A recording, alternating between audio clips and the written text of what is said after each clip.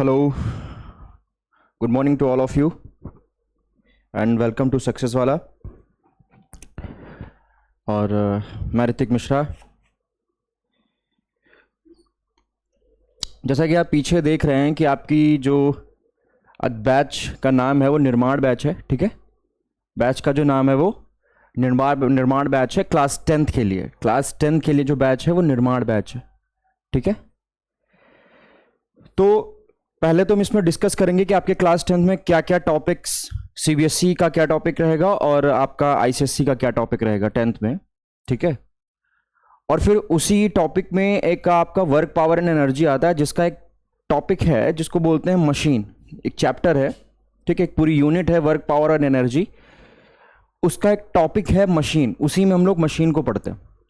अब सर पहले आपने वर्क पावर और एनर्जी क्यों नहीं पढ़ा है, मशीन क्यों नहीं पढ़ा है? तो सर बेटा ये है ना, असल में ये आपका जो मशीन चैप्टर है, पहली बात तो ये इंपॉर्टेंट है आपके 10th सिलेबस के लिए भी, एंड आपके एनडीए में भी ये मशीन चैप्टर पूछा जाता है, ठीक है। आपके एनडीए में भी आपका ये मशीन चैप्टर पूछा जाता है। क्लियर है? अच्छा, तो चलिए पहले हम थोड़ा डिस्कस कर लेते हैं कि अपना क्या 10th का सिलेबस रहने वाला है, ठीक है। क्या हमारा 10th का सिलेबस रहेगा, ये थोड़ा डिस्कस कर लें, उसके बाद जो है हम अपना क्लास स्टार्ट करते हैं, ठीक है। चलिए, तो ये जो सामने लिखा हुआ है आपके, ये सीबीएसई बोर्ड के लिए, ठीक है। 10th क्लास का ये सीबीएसई बोर्ड के लिए है कि आप में लाइट रिफ्लेक्शन एंड रिफ्रैक्शन आएगा, दोनों है, रिफ्लेक्शन और रिफ्रैक्शन सीबीएसई वाले, ठीक है। Human I and colourful word है, इलेक्ट्रिसिटी है, मैग्नेटिक इफेक्ट ऑफ करंट है, ठीक। बाकी कुछ इन्वायरमेंट से रिलेटेड है तो वो नहीं, जो अभी इंपॉर्टेंट है जो आपको पढ़ने हैं वो ये जो हम कवर करेंगे। आईसीएसई बोर्ड वाले, इनमें force, work, power and energy है, ठीक है। Force, work, power and energy, इसी में एक आपका टॉपिक होता है मशीन। क्या होता है? मशीन, ठीक है। ऐसा नहीं कि आप फोर्स नहीं जानते हो या वर्क या पावर नहीं जानते हो तो आप मशीन को नहीं पहचान पाओगे। मशीन एक बिल्कुल डिफरेंट है, ठीक है वर्क, पावर और एनर्जी का ही, लेकिन मशीन टॉपिक जो है थोड़ा डिफरेंट टॉपिक है। क्लियर है? फिर आप उसमें लाइट पढ़ोगे, ठीक है। लाइट में क्या पढ़ेंगे? इसमें भी आप रिफ्रैक्शन पढ़ेंगे, ठीक है।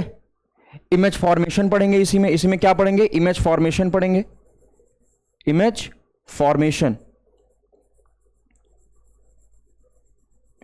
ठीक है, बाय लेंस और बाय मिरर। क्लियर है? साउंड पढ़ेंगे, इलेक्ट्रिसिटी एंड मैग्नेटिज्म पढ़ेंगे, हीट पढ़ेंगे और मॉडर्न फिजिक्स पढ़ेंगे, ठीक है। हीट पढ़ेंगे, जैसे कैलोरीमेट्री आपकी है तो वो हीट में आ जाएगी आपकी। क्लियर है? जो कैलोरीमेट्री है आपकी वो हीट के अंदर आ जाएगी। Is that clear? अच्छा, तो जितने लोग भी हैं फटाफट जो है इसको नोट कर लें या इसके स्क्रीनशॉट ले लें, ठीक है। इसकी स्क्रीनशॉट ले लें जिससे आपको पता रहे कि आपको क्या क्या चीज़ें पढ़नी है, ऐसा ना हो कि कुछ छूट जाए आपका। स्क्रीनशॉट ले लो बच्चा। चलिए, समझ में आ गया? तो आपकी इस बैच का नाम क्या है? बैच का नाम है निर्माण बैच, ठीक है। बैच का नाम है निर्माण बैच, ठीक है, निर्माण बैच। चलिए अब हम आगे बढ़ते हैं अपने टॉपिक पे, जो हमारा टॉपिक रहने वाला है, ठीक है। तो पहला चैप्टर हमारा क्या है? मशीन है। चैप्टर कह लीजिए या वर्क पावर एनर्जी के अंदर एक आपका सब टॉपिक होता है मशीन। क्लियर? तो उसमें पहले हम पढ़ेंगे मशीन, कि मशीन क्या है, मशीन का यूज क्या है, ठीक है। Function and use of simple machine, ठीक है, कि क्या मशीन होता है, उसका यूज क्या होता है, मशीन एक्चुअली क्या चीज है, उसका क्या फंक्शन है, वो डिस्कस करेंगे। उसके बाद हम देखेंगे कि इसमें कौन कौन से टर्म आपके टेक्निकली रिलेटेड है। जैसे आपका लोड हो गया, लोड क्या चीज होती है, ठीक है। आपका एफर्ट हो गया, क्या चीज एफर्ट है,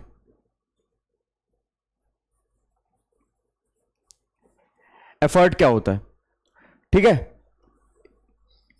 और बहुत सारी चीजें हैं जैसे मैकेनिकल एडवांटेज, वो हालांकि यहां पर लिखा हुआ मैकेनिकल एडवांटेज, लेकिन ये सब आपके टेक्निकल टर्म ही। मैकेनिकल एडवांटेज हो गया, वेलोसिटी रेशियो हो गया, इफिशिएंसी ईटा हो गया, ये सब सारी चीजें भी डिस्कस करेंगे, ठीक। फिर वेलोसिटी रेशियो। वेलोसिटी रेशियो क्या होता है?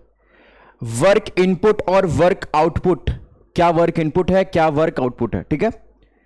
इफिशिएंसी भी बताई दी कि ये भी डिस्कस करनी है। और लीवर देखेंगे, ठीक है। लीवर में हम 3 क्लास के लीवर होते हैं। क्लास फर्स्ट लीवर होता है, क्लास सेकेंड और क्लास थर्ड। 3 क्लास के लीवर होंगे, क्लास फर्स्ट, क्लास सेकेंड और क्लास थर्ड। तीनों क्लासेस को समझेंगे, ठीक है।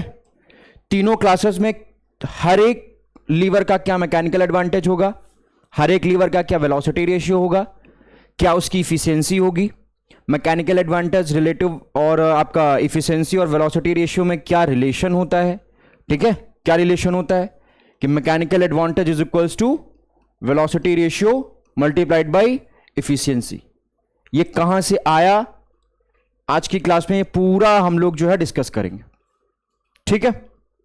चलिए तो बढ़ा जाए अपने टॉपिक पे। तो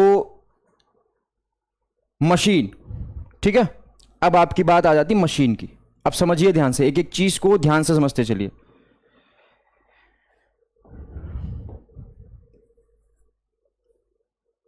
ठीक है,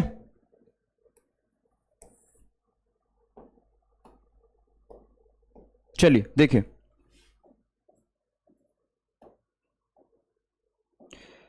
तो मशीन क्या है, समझिए मशीन क्या, मशीन की डेफिनेशन क्या होगी। तो मशीन जो होता है, मशीन इज अ डिवाइस। ये क्या है, मशीन जो होती है वो डिवाइस होती है। Machine is a device. कैसे डिवाइस होती है? विच यूज्ड टू, किसके लिए यूज की जाती है? Machine is a device which used to, किसके लिए यूज की जाती है? ओवरकम करने के लिए। Machine is a device which used to overcome. अब किसको ओवरकम करना है? Overcome to resistive force. किसको? रेजिस्टिव फोर्स को। किसको ओवरकम करना है भाई? हमें कम करना है रेजिस्टिव फोर्स को। इस पर अंडरलाइन करिए, इस चीज को ध्यान रखिए। किसको ओवरकम करना है? रेजिस्टिव फोर्स को ओवरकम करना है। सर रेजिस्टिव फोर्स का मतलब क्या होता है? बेटा रेजिस्टिव फोर्स को ही हम लोग बोलते हैं लोड, ठीक है। बहुत धीरे धीरे, बहुत आराम से आपको चीजें समझते चलूंगा, ठीक है, समझाते चलूंगा। ये नहीं कि पूरी डेफिनेशन लिख दूं उसके बाद समझाओ। मैं धीरे धीरे डेफिनेशन लिखता चलूंगा और आपको इसमें हर एक वर्ड जो यूज हो रहा है उसका मतलब समझाता चलूंगा। क्लियर है इतनी चीज? ठीक है, आगे बढ़ा जाए। तो machine is a device. Sir कैसी device? Which is use to overcome. Sir किसको ओवरकम करना है? To resistive force. Resistive force को ओवरकम करना है। रेजिस्टिव फोर्स क्या होता है? रेजिस्टिव फोर्स को ही सर हम लोड बोलते हैं। अच्छा ठीक, तो सर कैसे कम करेंगे? कैसे कम करेंगे? तो machine is a device which is use to overcome to resistive force, bye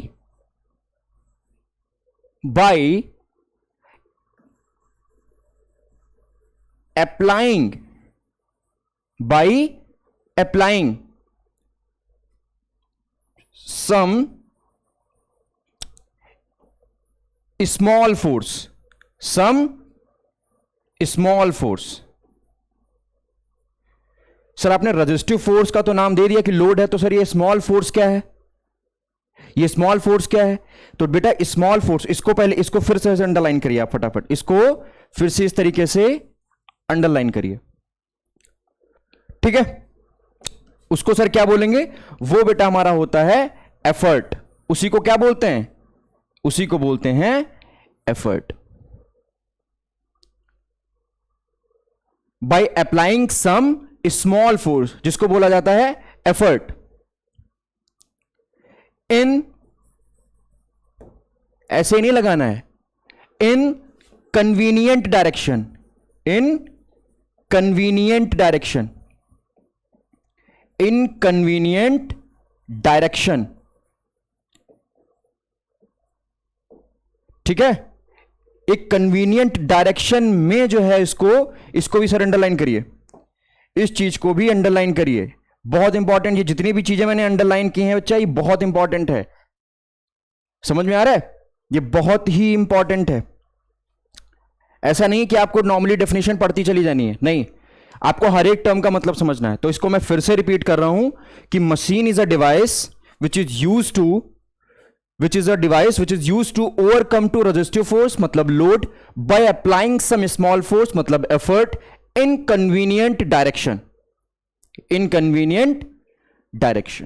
ठीक है, तो ये तो हमारी बात हो गई मशीन की कि एफर्ट की एक कन्वीनियंट डायरेक्शन होनी चाहिए, समझ रहे हैं ना। जैसे सपोज करो कि मान लो आपके पास यहां पर जो है एक मान लो बोरी रखी हुई है, सपोज करो ये बोरी है, ठीक है, तो ये बोरी क्या होगी, आपको लोड इसे उठाना है, इसे क्या करना है, इसे उठाना है। अब इसको उठाने के लिए आप यहां से भी ऐसे उठा सकते हो, है ना। सपोज करो ये यहां पर आपकी बोरी रखी हुई है, समझ रहे हैं, और आपको अगर इसको मान लो यहां रखी हुई है, तो आपको अगर इसको उठाना तो यहां से भी ऐसे करके उठा सकते हैं, लेकिन वो नहीं करना है क्योंकि आप फिजिक्स जानते हैं। तो आपको क्या करना है, इसके एक साइड पर एफर्ट लगाना है। अब जाहिर सी बात है, इसको हमें ऊपर अगर उठाना है तो एफर्ट हम इस वाले पॉइंट पे लगाएंगे, तो ऐसा थोड़ी कि एफर्ट हम इस पे ऊपर लगा देंगे ऐसे, भाई अगर इसको ऊपर लगा देंगे तो ये तो नीचे आ जाएगा और हमें इसको उठाना है ऊपर, तो एक एफर्ट की कन्वीनियंट डायरेक्शन होगी, क्या कहते हो, तो एक कन्वीनियंट डायरेक्शन ही तो ये एफर्ट की है, तो एक कन्वीनियंट डायरेक्शन में एफर्ट का लगाया जाना is the most important thing. ठीक, तो इसी वजह से मैंने इस चीज को अंडरलाइन कर दिया है। क्लियर है इतनी चीज, ठीक है, फटाफट स्क्रीनशॉट ले लो बच्चा, ठीक है, चलिए आगे बढ़े। ओके, फिर बात आ जाती है function and use of simple machine. Function and use of simple machine, ठीक है।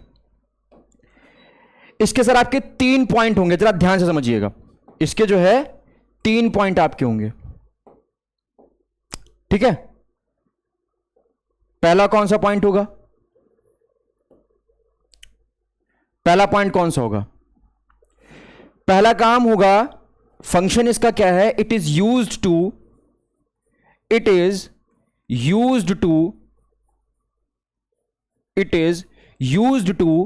ओवरकम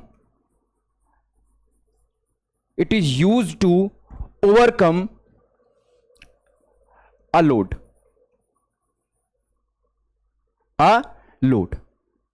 ठीक है। या इसी को हम लोग लिख सकते हैं हैवी ऑब्जेक्ट को उठाने के लिए भी, to raise the heavy object या to lift the heavy object, ठीक है। इसका फंक्शन क्या है, टू लिफ्ट, इसका फंक्शन क्या है, to lift the heavy object,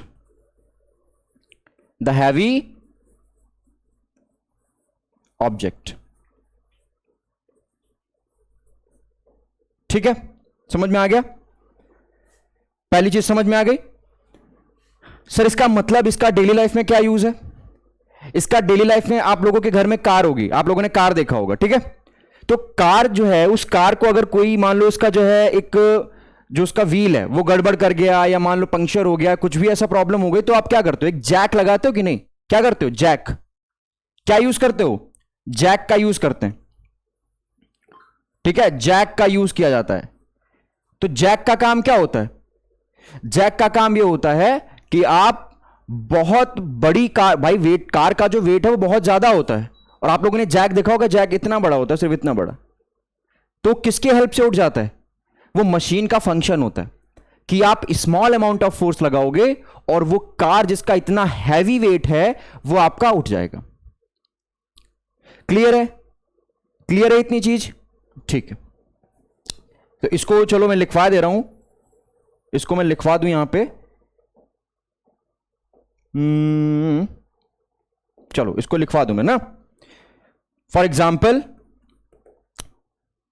car lift by Jack.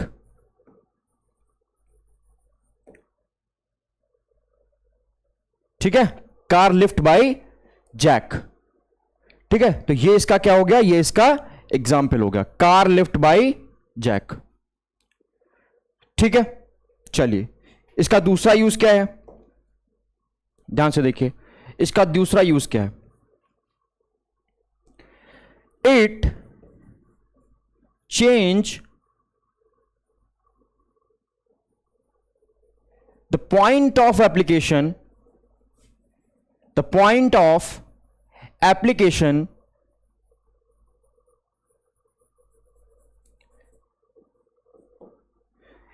It change the point of application. किसका पॉइंट ऑफ एप्लीकेशन, एफर्ट का, ऑफ एफर्ट, ऑफ एफर्ट।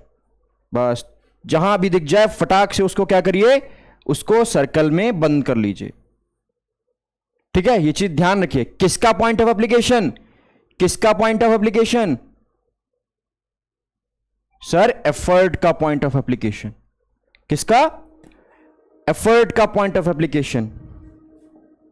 ठीक है, तो it change the point of application of effort. ठीक है, ये क्या करता है, पॉइंट ऑफ एप्लीकेशन को चेंज भी कर देता है। जैसे सपोज करो आपके साइकिल का व्हील, आपके साइकिल का जो व्हील होता है, देखो इस तरीके से,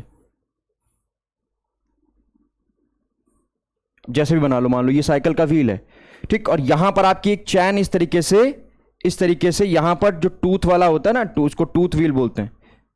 तो यहां का जो ये रियर व्हील होता है, रियर व्हील का मतलब साइकिल का पिछला पहिया जो होता है, रियर व्हील। तो जब आप यहां पर फोर्स लगाते हो, जब आप यहां पर फोर्स लगाते हो तो क्या होता है, अब आप यहां पर ये आपका जिसको पैडल बोलते हैं ना, पैडल, वो है ये, पैडल है ये। जब आप यहां पर फोर्स लगाते हो तो क्या होता है, तो ये डायरेक्शन चेंज करता है। क्या करता है, ये डायरेक्शन चेंज करता है। ये पॉइंट ऑफ एप्लीकेशन को चेंज कर देता है। कहां से, from rear wheel to pedal. ठीक है, तभी तो आप आगे मूव कर पाते हो। भाई आपने पैडल पे ऐसे पैडल लगाया, तो वो जो एफर्ट, जो आपने यहां पर एफर्ट लगाया, वो पॉइंट ऑफ एप्लीकेशन चेंज होकर कहां पहुंच गया, व्हील पे। या आप पैडल चलाते हो तो बस ये इसका इधर से यहां से इसका कोई काम ही नहीं होता, ऐसा थोड़ी है। जब आप यहां पर एफर्ट लगाते हो, जब आप यहां पर एफर्ट लगा रहे हो, जब यहां पर आप एफर्ट लगा रहे हो, तो ये एफर्ट जो है आपका कहां ट्रांसफर हो रहा है, पॉइंट ऑफ एप्लीकेशन। एफर्ट लगाया यहां, पॉइंट ऑफ एप्लीकेशन एफर्ट यहां लग रहा है, किस पे, रियर व्हील के टूथ व्हील, जो टूथ व्हील होता है ना, टूथ जिसमें दांत टाइप के बने होते पीछे, टूथ व्हील, इस पर ट्रांसफर होता है।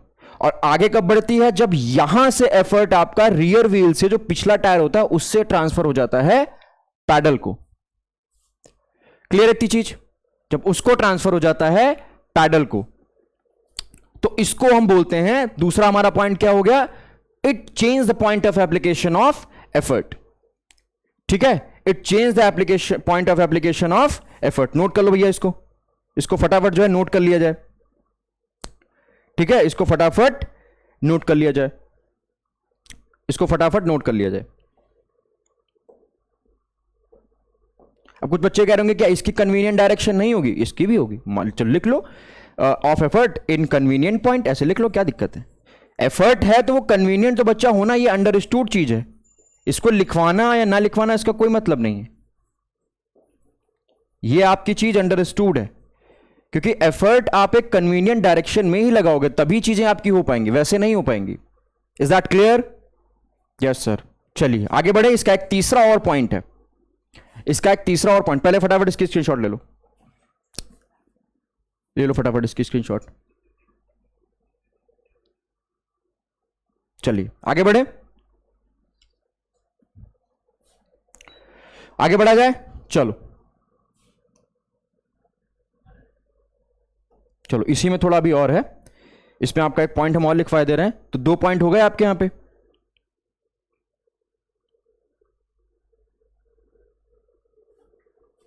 दो पॉइंट आपके यहां पे हो गए।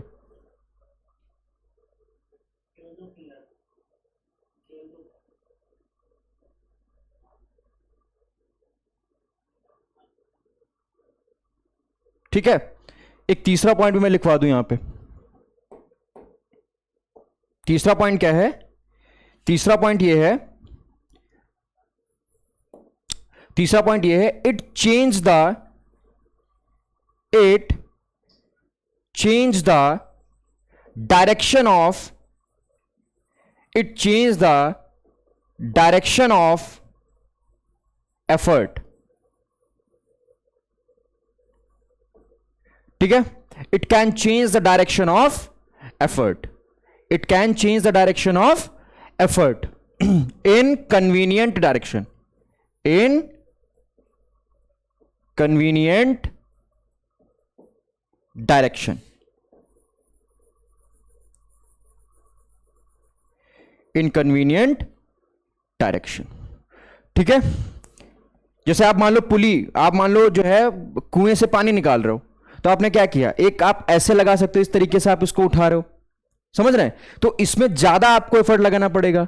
लेकिन वही अगर आप एक सिंगल फिक्स्ड पुली लगा देते हो इस तरीके से, आप अगर इस तरीके से एक सिंगल फिक्स्ड पुली लगा दो, ठीक है, और यहां पर अगर आप कोई वेट जिसको भी उठाना है और यहां इस कन्वीनियंट डायरेक्शन में अगर आप एफर्ट लगाओ, तो क्या होगा, वो चीज आराम से आपकी उठ जाएगी, आराम से। तो ये क्या कर सकता है, अभी आप कैसे फोर्स लगा रहे थे, अभी आप जो है इस तरीके से फोर्स लगा रहे थे, एफर्ट ऊपर की तरफ लगा रहे थे, ठीक है, लेकिन अब क्या है, अब आप एफर्ट नीचे की तरफ लगा रहे हो। तो देखो इसने क्या किया, इसने एक सिंगल फिक्स्ड पुली लगा के, सिंगल फिक्स्ड पुली लगाई, सिंगल फिक्स्ड पुली, और इसने डायरेक्शन को चेंज कर दिया। क्या किया इसने, इसने एफर्ट की डायरेक्शन को चेंज कर दिया। अभी एफर्ट आपका इस डायरेक्शन में लग रहा था, अब एफर्ट आपका इस डायरेक्शन में लग रहा है। अभी सब समझेंगे, अभी बस आप जितना स्लाइड पे आ रहा है आप वो स्लाइड पे देखिए, उसको ध्यान से चीजें, ध्यान से चीज उसको समझिए। पहला पॉइंट क्या है, it is use to overcome a load that is to lift the heavy object. Example दे दे कि जैक से किसी कार को उठाना, हैवी ऑब्जेक्ट है, आप उठा सकते हो, है ना। जैसे क्रोबार से किसी चीज को शिफ्ट करना, बहुत बड़ी चीज है, मान लो बहुत बड़ा स्टोन है, तो उसको क्रोबार से क्या कर सकते हैं, क्रोबार से हम हटा सकते हैं, शिफ्ट कर सकते हैं एक स्मॉल अमाउंट ऑफ एफर्ट से। Is that clear? चलिए दूसरा पॉइंट क्या है, it change the point of application of effort in convenient point. Convenient point, जैसे हमने क्या आपको एग्जांपल बताया, रियर व्हील का बता दिया कि रियर व्हील जो आपका साइकिल का पिछला पहिया होता है और जो आपका पैडल होता है, जब आप पैडल पे एफर्ट लगाते हो तो वो एफर्ट आपका रियर व्हील पे ट्रांसफर होता है, और जो रियर व्हील है उसके बाद वो आगे कैसे बढ़ता है, वो रियर व्हील पैडल पे एफर्ट को चेंज कर देता है, मतलब उस डायरेक्शन में जो पॉइंट ऑफ एप्लीकेशन एफर्ट का चेंज कर देता है, from rear wheel to pedal. Is that clear? ठीक है। तीसरा पॉइंट है, it change the direction of effort in convenient direction. जैसे मैंने आपको पुली का एग्जांपल बताया कि कुएं से पानी ऐसे ऐसे निकालने में और ऐसे ऐसे निकालने में फर्क है, समझ रहे? ठीक है इतनी चीज। चलिए स्क्रीनशॉट ले लीजिए इसकी फटाफट, स्क्रीनशॉट ले लीजिए, ले लीजिए भाई फटाफट इसकी स्क्रीनशॉट। चलिए आगे बढ़ा जाए। ओके, तो अगली आपकी स्लाइड पे लिखा है technical term related to machine. क्या टेक्निकल टर्म है जो मशीन से रिलेट करते हैं? ठीक है, कौन कौन से ऐसे टेक्निकल टर्म यूज होते हैं जो मशीन से रिलेट करते हैं? तो मैंने आपको भी बताया था कि लोड होता है, ठीक है, जैसे मैंने आपको भी टिक करवाई थी, कुछ कुछ चीजों पे मैंने आपको क्या करवाया था, अंडरलाइन करवाया था। देखो ध्यान से, किस पे अंडरलाइन करवाया था, रेजिस्टिव फोर्स पे अंडरलाइन करवाया था, और किस पे अंडरलाइन करवाया था, लोड जिसको बोलते उस पे, स्मॉल फोर्स मतलब एफर्ट इस पे, तो इन सब पे हमने अंडरलाइन करवाया था। तो अभी यही टेक्निकल टर्म है जो मशीन से रिलेट करते हैं, ठीक है। आगे बढ़े, चलो, तो हमारी स्लाइड थी ये क्या, कि technical term related to machine, ठीक है, technical term related to machine देखा जाए। चलो, जैसे पहला टर्म हमारा क्या है, पहला टर्म हमने मान लिया हमारा है, पहला टर्म हमारा है लोड। क्या है पहला टर्म हमारा है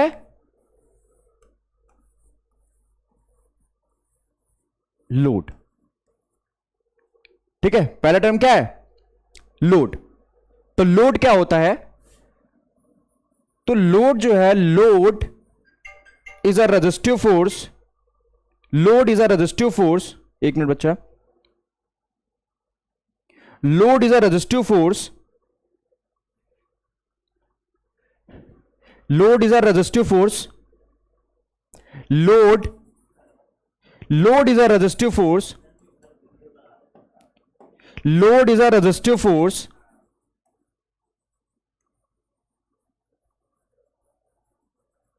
load is a resistive force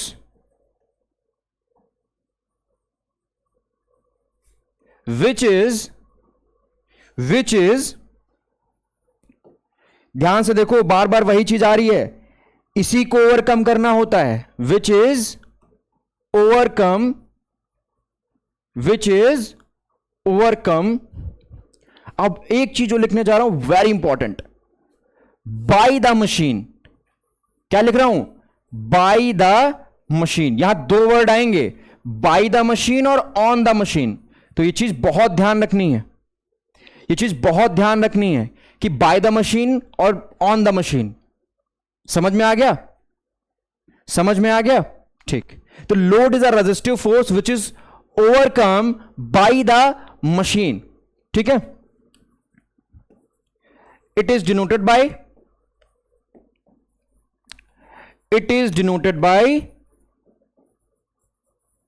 letter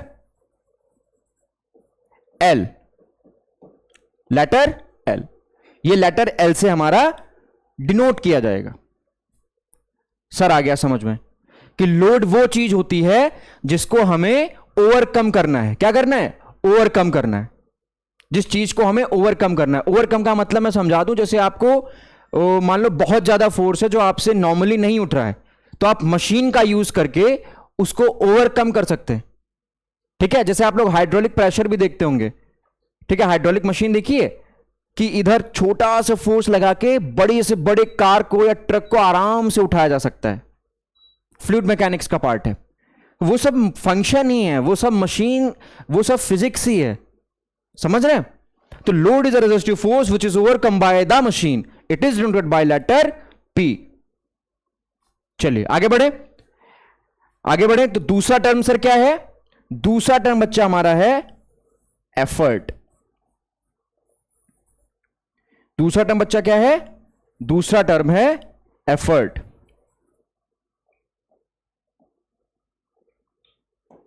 दूसरा टर्म है एफर्ट,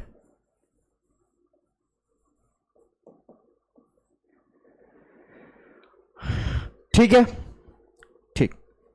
तो दूसरा फोर्स, अब देखिए एफर्ट क्या होता है, it is a applied force. बस सर अब हमको डिफरेंस समझ में आ गया, it is a applied force, ठीक है।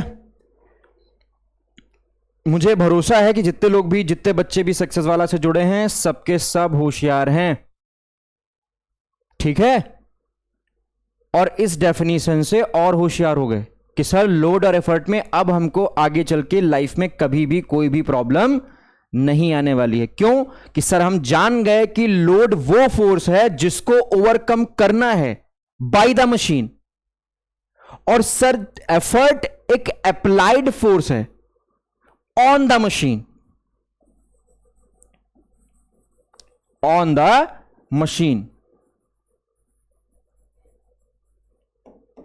बच्चा मेरा, बिना एफर्ट के थोड़ी लोड को आप ओवरकम कर पाओगे, बिना एफर्ट के आप लोड को थोड़ी ओवरकम कर पाओगे। मशीन अपने आप से थोड़ी चलने लगेगी, हैं? वो टार्जन द वंडर कार वाली कार थोड़ी है जो अपने आप से स्टार्ट होकर चलने लग गई।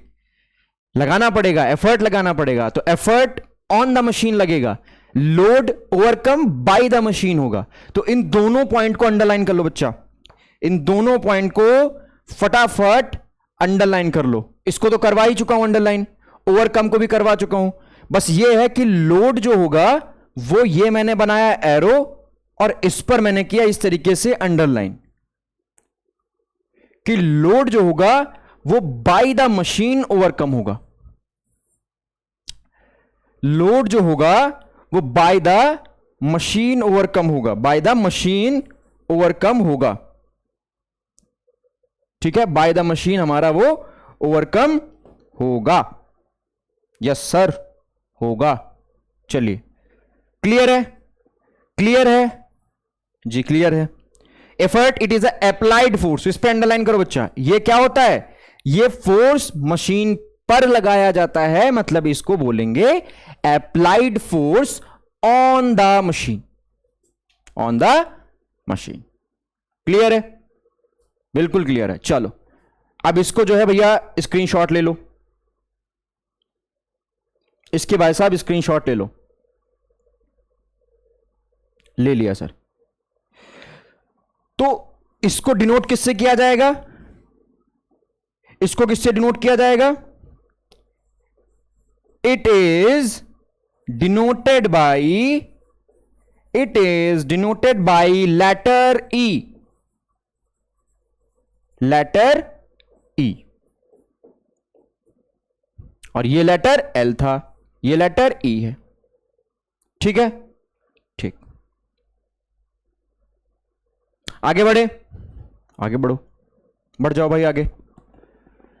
अब इसके बाद आपका आने वाला है वेरी वेरी वेरी इंपॉर्टेंट। ठीक है, बहुत ज्यादा इंपॉर्टेंट जो चीज आने वाली है वो आ गई आपकी मैकेनिकल एडवांटेज। क्या आ गया?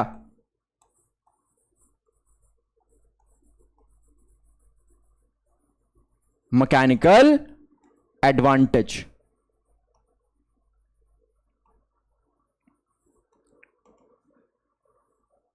ये शायद हमारी स्लाइड में भी था, एक मिनट रुकिएगा बच्चा। हाँ ठीक है, स्लाइड की जरूरत नहीं है, इसी में बता दे रहे। देखिए जरा, ये हमारी अगली स्लाइड ही थी, मैकेनिकल एडवांटेज। ये दिखा सर येलो कलर में, मैकेनिकल एडवांटेज। चलिए देखिए ध्यान से। तो मैकेनिकल एडवांटेज क्या होता है, पहले तो ध्यान से समझिए। अब आप एक चीज याद रखिएगा, मैकेनिकल एडवांटेज के यहां बहुत सारे फॉर्मूले आएंगे अलग अलग हिसाब से। ठीक है, मैकेनिकल एडवांटेज का फॉर्मूला लोड अपॉन एफर्ट भी होता है। मैकेनिकल एडवांटेज का formula load effort arm divide by load arm भी होता है। ठीक है, समझ में आ गई ये चीज? हाँ, तो ये चीज ध्यान रखिए। तो मैकेनिकल एडवांटेज क्या होता है? Mechanical advantage, mechanical advantage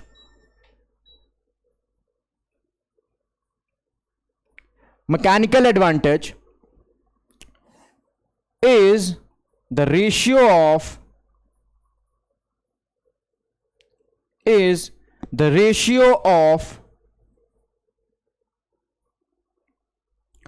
load with effort, load with effort। ठीक है, लोड विद एफर्ट, यानी कि मैकेनिकल एडवांटेज, मैकेनिकल एडवांटेज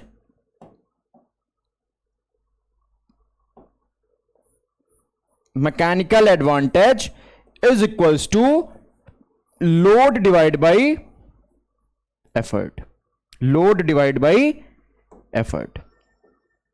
ठीक है सर, ठीक है, load divide by effort.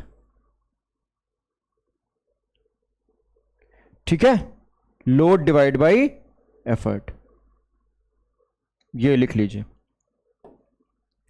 Load divide by effort. ठीक है, अब इसमें आप समझिए दो तीन पॉइंट आने वाले हैं, उनको थोड़ा ध्यान रखना है। ठीक है, उनको थोड़ा ध्यान रखना है।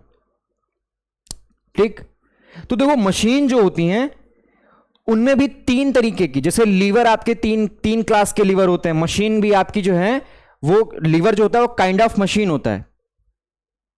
तो कुछ मशीन फोर्स मल्टीप्लायर होती हैं, कुछ मशीन गेन इन स्पीड होती हैं, यानी कि स्पीड मल्टीप्लायर होती हैं, और कुछ मशीन जो होती हैं वो change the direction of effort होती है, चेंजिंग द डायरेक्शन। ठीक है, तो पहली कौन सी मशीन हो गई?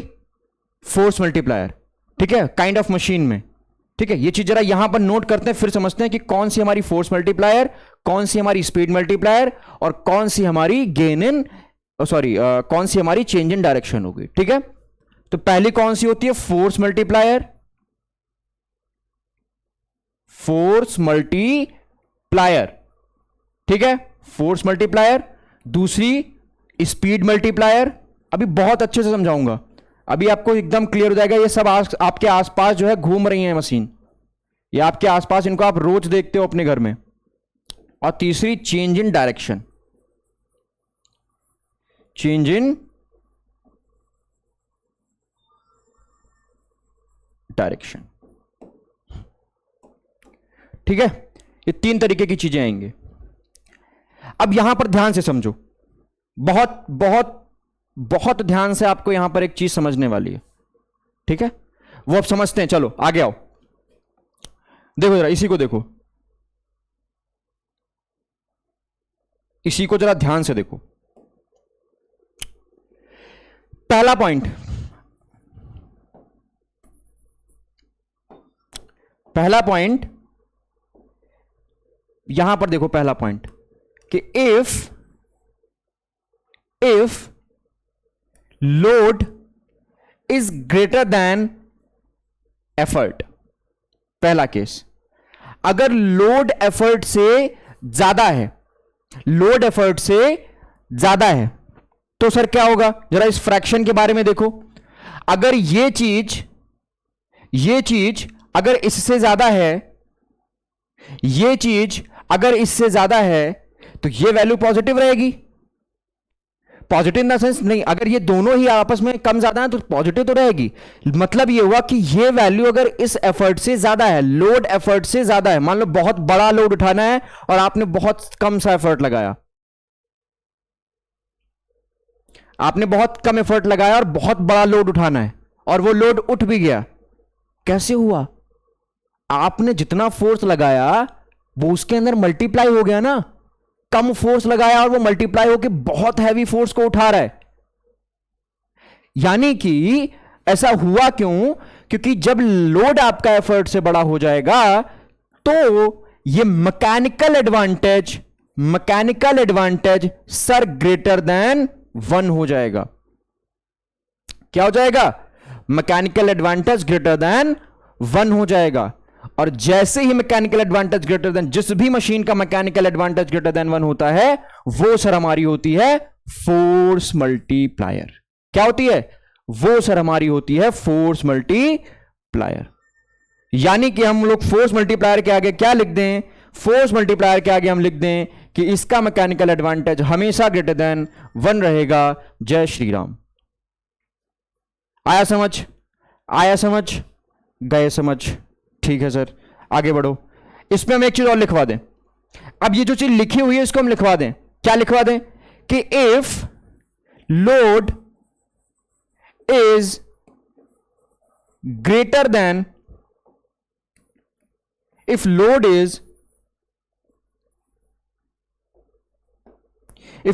is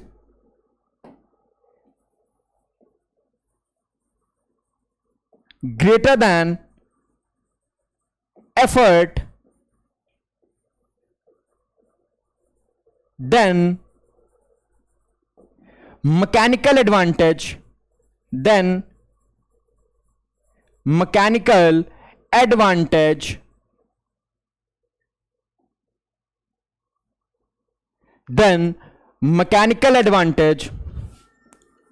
is greater than 1, that is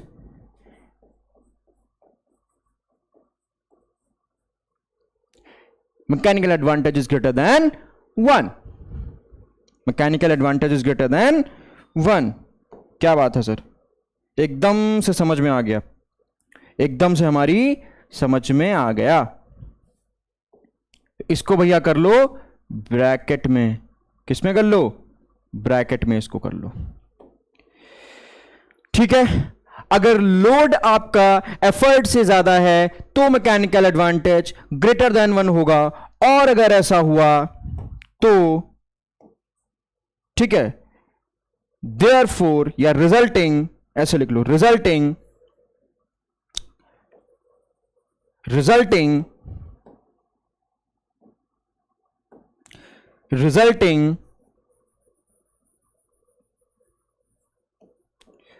machine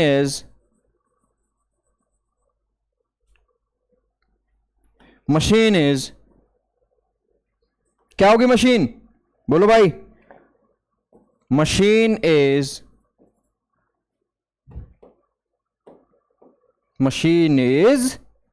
यहां लिख रहे हैं, देखो भैया, machine is force multiplier.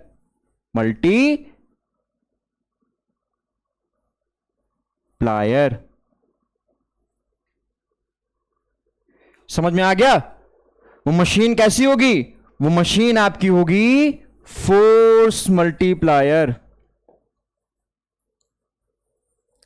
Machine आपकी हो जाएगी फोर्स मल्टीप्लायर। ठीक है, ठीक है, ठीक है। वही काम जैसे मान लो आपको बकेट निकालनी है, मान लो कुएं से, वेल से, तो आप क्या करते हो? बहुत थोड़ा थोड़ा फोर्स लगाते हो और आराम से बकेट आपकी क्या आ जाती है ऊपर। तो कैसे हुआ ये ऐसे हुआ कि आपने लगाया तो कम फोर्स, लेकिन आप फिजिक्स पढ़े हो, आप जान रहे हो कि मैकेनिकल एडवांटेज वहां ग्रेटर देन 1 है। अब मैकेनिकल अगर ग्रेटर देन 1 है, मतलब आपका फोर्स वहां जाके मल्टीप्लाई हो रहा है, और मल्टीप्लाई होके आपको रिजल्ट मिल रहा है। मल्टीप्लाई होके आपको रिजल्ट मिल रहा है। ठीक है, ठीक, समझ में आया? समझ में आया? तो फोर्स मल्टीप्लायर का काम हमारा अभी यहां पर खत्म होता है। बेटा ये चीज अभी लीवर में भी पढ़ोगे, लीवर में भी ये चीज पढ़ोगे, लेकिन ऐसा नहीं कि लीवर में ये चीज बदल जाएगी। लीवर में भी यही सब कॉन्सेप्ट है, इसमें भी मैकेनिकल एडवांटेज आपका ग्रेटर देन 1 होगा फोर्स मल्टीप्लायर मशीन के लिए। ये चीज समझ में आ गई? सर बिल्कुल आ गई। और आएगी कैसे नहीं?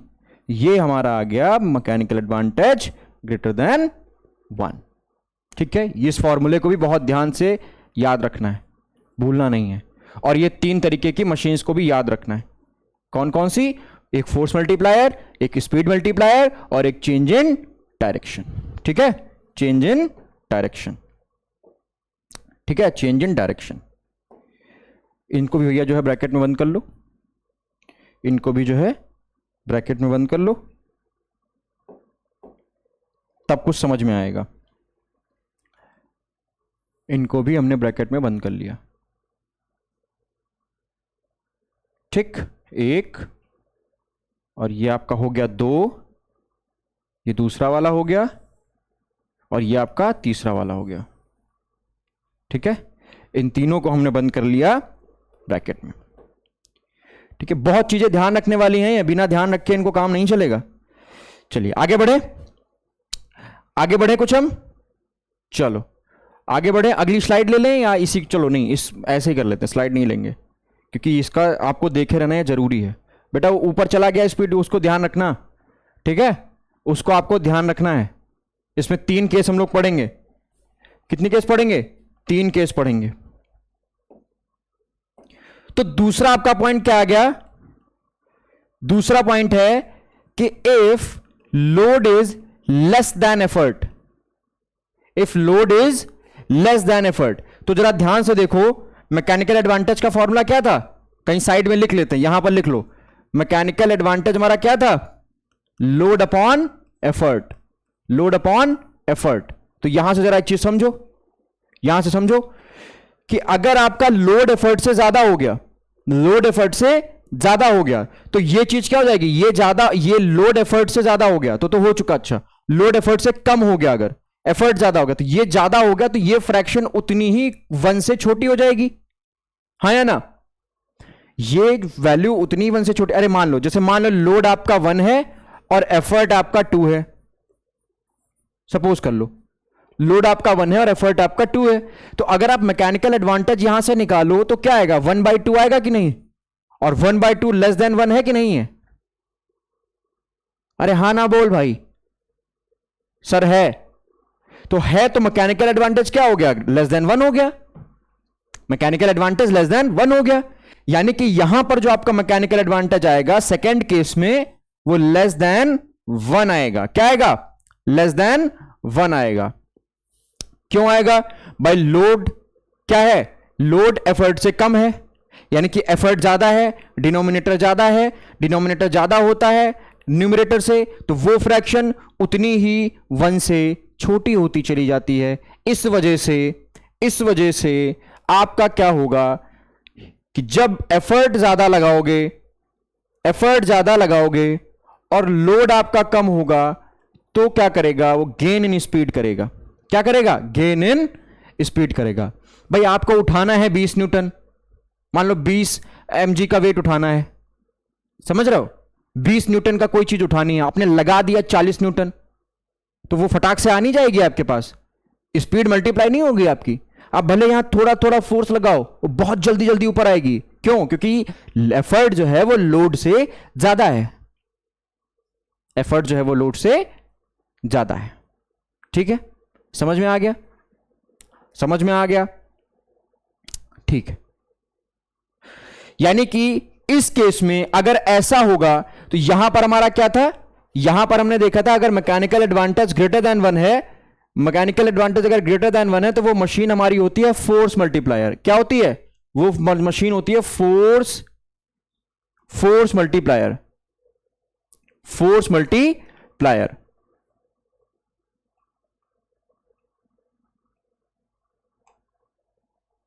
ठीक है, वो मशीन होती है हमारी फोर्स मल्टीप्लायर। और अगर मैकेनिकल एडवांटेज लेस देन होगा तो वो हमारी मशीन होगी स्पीड मल्टीप्लायर। Speed multiplier.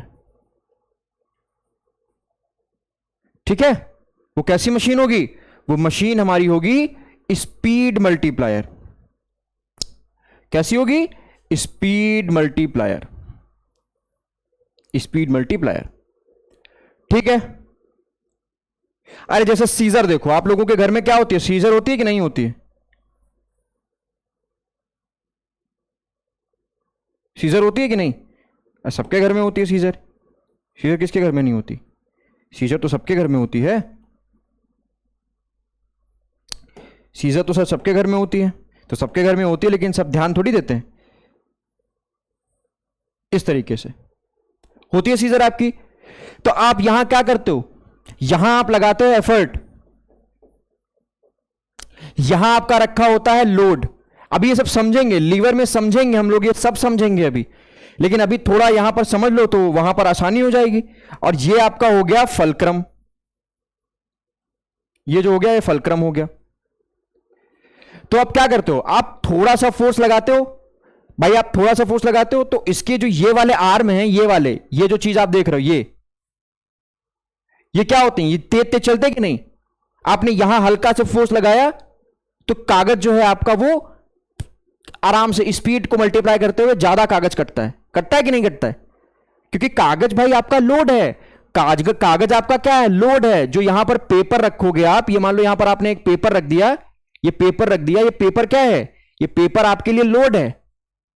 ये पेपर जो है आपके लिए लोड है जिसको आपको कट करना है। और ये जो आप यहां पर फोर्स लगा रहे हो, अप्लाइड फोर्स, वो आपके लिए क्या है? वो आपके लिए एफर्ट है। और ये फलक्रम है। तो यहां लोड जो है वो एफर्ट से क्या है? इस केस में लोड हमेशा एफर्ट से कम होता है। और जब लोड एफर्ट से कम है तो हम लोगों ने अभी देखा कि इस सीजर के केस में मैकेनिकल एडवांटेज जो रहेगा हमारा हमेशा लेस देन 1 रहेगा। और अगर ये लेस देन 1 है तो सीजर हमारी कौन सी, किस टाइप की लीवर हुआ? ये स्पीड मल्टीप्लायर हुआ। या किस टाइप का मशीन हुआ? ये हमारा स्पीड मल्टीप्लायर हुआ। स्पीड मल्टीप्लायर हुआ। सर अब समझ में आ गया? अब तो समझ में आ गया, अब तो कोई प्रॉब्लम ही नहीं है। अब ठीक है, ठीक है, आ गया भैया? सर आ गया। यानी कि यहां पर लोड हमारा क्या होगा? यहां लोड हमारा एफर्ट से कम होगा, तो मैकेनिकल एडवांटेज लेस देन 1 होगा। और मैकेनिकल एडवांटेज अगर लेस देन 1 है तो वो चीज हमारी स्पीड मल्टीप्लायर होगी। और स्पीड मल्टीप्लायर का एक एग्जांपल हमारा सीजर होता है। ठीक है, तो जरा हम नीचे आते हैं और जो हमने यहां 3 बॉक्स बनाए थे, जो हमने 3 बॉक्स बनाए थे अपने यहां पे, यहां पर स्पीड मल्टीप्लायर में, अब सर हम क्या आगे लिख देंगे? यहां पर सर लिख दो mechanical advantage is less than 1। Is less than 1। Is that clear? Yes sir, clear. ठीक है, ठीक है, ठीक। तो अब आपका एक तीसरा पॉइंट और आ जाता है, तीसरा पॉइंट आपका एक और आ जाता है। वो सर क्या है? वो आपका है, भाई दो केस तो हो ही गए, दो केस तो आपके हो ही गए। कौन? एक mechanical advantage less than one वाला, एक mechanical advantage greater than one वाला, एक mechanical advantage is equal to one वाला आपका बच रहा है। एक mechanical advantage is equal to one वाला आपका बच रहा है। तो वो देखो भाई, वो देख लें। चलिए, तो अब हमारा पॉइंट आता है तीसरा। कौन सा? तीसरा पॉइंट। क्या तीसरा पॉइंट है? If load is equal to effort, load is equal to effort, load is equal to effort. अब जरा आप यहां पर देख लीजिए, मैकेनिकल एडवांटेज है लोड अपॉन एफर्ट। अगर लोड भी वन हो जाए, एफर्ट भी वन हो जाए, तो क्या होगा? अगर लोड भी वन हो जाए, एफर्ट भी वन हो जाए, दोनों बराबर हो जाएं, अगर दोनों बराबर हो जाएं, तो हमारा मैकेनिकल एडवांटेज भी, तो मैकेनिकल एडवांटेज हमारा क्या होगा? तब मैकेनिकल एडवांटेज हमारा इक्वल टू वन होगा। क्या होगा? इक्वल टू वन होगा। और अगर मैकेनिकल एडवांटेज हमारा इक्वल टू वन है, तो ये क्या होगा? Change in direction of effort, change in direction of effort, change in direction of effort. तो एफर्ट की डायरेक्शन को वो चेंज करेगा। दिख रहा है? दिख रहा है कि थोड़ा छोटा छोटा हो गया? कोई बात नहीं, कोई बात नहीं, कोई बात नहीं। आपके YouTube में जूम का ऑप्शन आता है, स्क्रीन पर हल्का सा जूम कर लीजिए और ये देख लीजिए क्या लिखा हुआ है। ये पढ़ भी दे रहा हूं कि ये लिखा है change in direction of effort. आ गया? Okay, okay. यहां पर भी सर इसकी डेफिनेशन तो हम लिखे, इसका बारे में तो लिखेंगे ही, बिल्कुल भैया इसके बारे में लिखेंगे, क्यों नहीं लिखेंगे? तो लिखो फिर। तो if load is equal to, if load is equal to effort, then mechanical advantage, then mechanical advantage, then mechanical advantage, then mechanical advantage is equal to 1, is equal to 1। और तब इसका जो मैकेनिकल एडवांटेज हो जाएगा वो हो जाएगा equal to 1। ठीक है, ठीक है। तो हम लोगों ने 3 केस पढ़ लिए और आप अभी जान गए कि अगर मैकेनिकल एडवांटेज इक्वल टू 1 होगा, अगर मैकेनिकल एडवांटेज इक्वल टू 1 होगा, तो जो हमारा मशीन होगा वो क्या होगा? रिजल्टिंग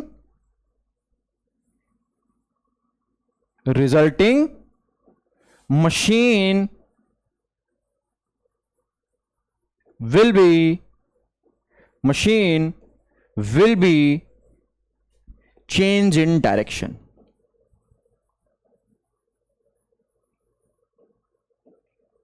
तो वो मशीन डायरेक्शन को चेंज करने वाली मशीन होगी, चेंज इन डायरेक्शन। ठीक है, ठीक है, ठीक है। एक बार सारा हम प्रीव्यू कर लेते हैं, देखते हैं क्या क्या सर आपने बताया है। देखो ध्यान से, ध्यान से देखते जाइए।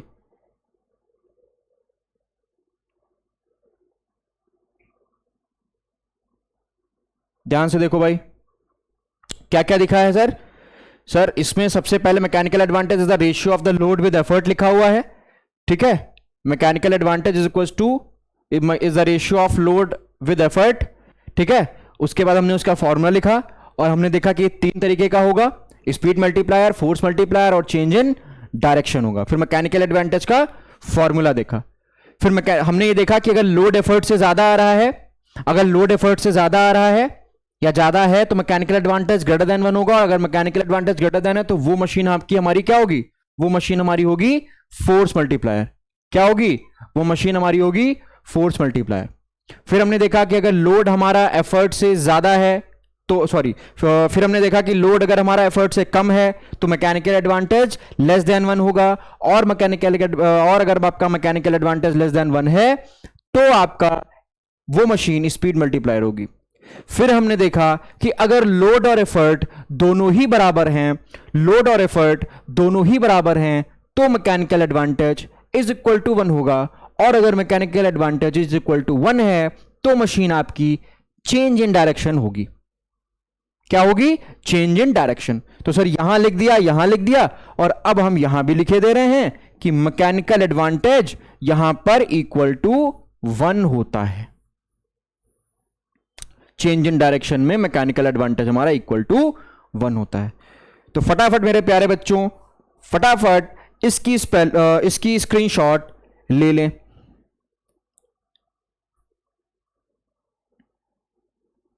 ये हमारा पहला केस हो गया, ये हमारा आ गया दूसरा केस। ठीक है, ये हमारा आ गया दूसरा केस, ये आ गया हमारा दूसरा केस। ले लो अच्छे से, ये देखो सब कुछ दिख रहा है ना। ठीक है, ये हमारा हो गया दूसरा केस। फिर हम ये बात कर रहे हैं अपने तीसरे केस की। फिर ये हम अपने बात कर रहे हैं तीसरे केस की। तीसरा केस भी हमारा नीचे लिखा हुआ है। ठीक है, तीसरा केस भी हमारा नीचे लिखा हुआ है। ठीक, इसका एग्जाम्पल बच्चा आप लोग तो बहुत पार्क में देखे होंगे, हैं पार्क में तो बहुत देखे होंगे भाई। ये हमारा क्या है, ये हमारा शीशा है। ठीक, अगर इधर भी बराबर आदमी बैठा है, इधर भी बराबर आदमी बैठा है तो लोड और एफर्ट बराबर, मैकेनिकल एडवांटेज तो चेंज इन डायरेक्शन ही तो होता है। तो ये लीवर में आप पढ़ोगे, ये चीज आप लीवर में अच्छे से, शीशा के बारे में हम लोग लीवर में अच्छे से पढ़ेंगे, लीवर में अच्छे से पढ़ेंगे। तो ये बात हमारी सारी हो गई मैकेनिकल एडवांटेज को लेके, जो कि बहुत इंपॉर्टेंट चीज थी मैकेनिकल एडवांटेज आपके लिए। ठीक है, जो कि बहुत इंपॉर्टेंट आपके लिए था मैकेनिकल एडवांटेज समझना।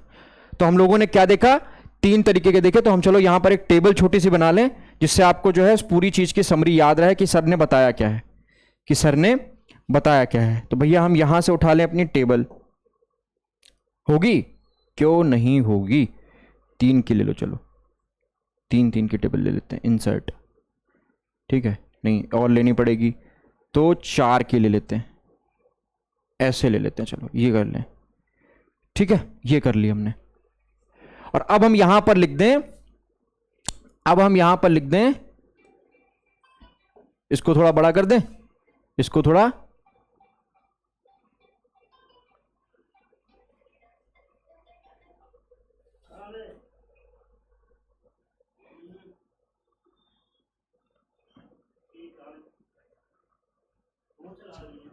ठीक है। 1 मिनट रुकना बच्चा, इसको जो है थोड़ा हम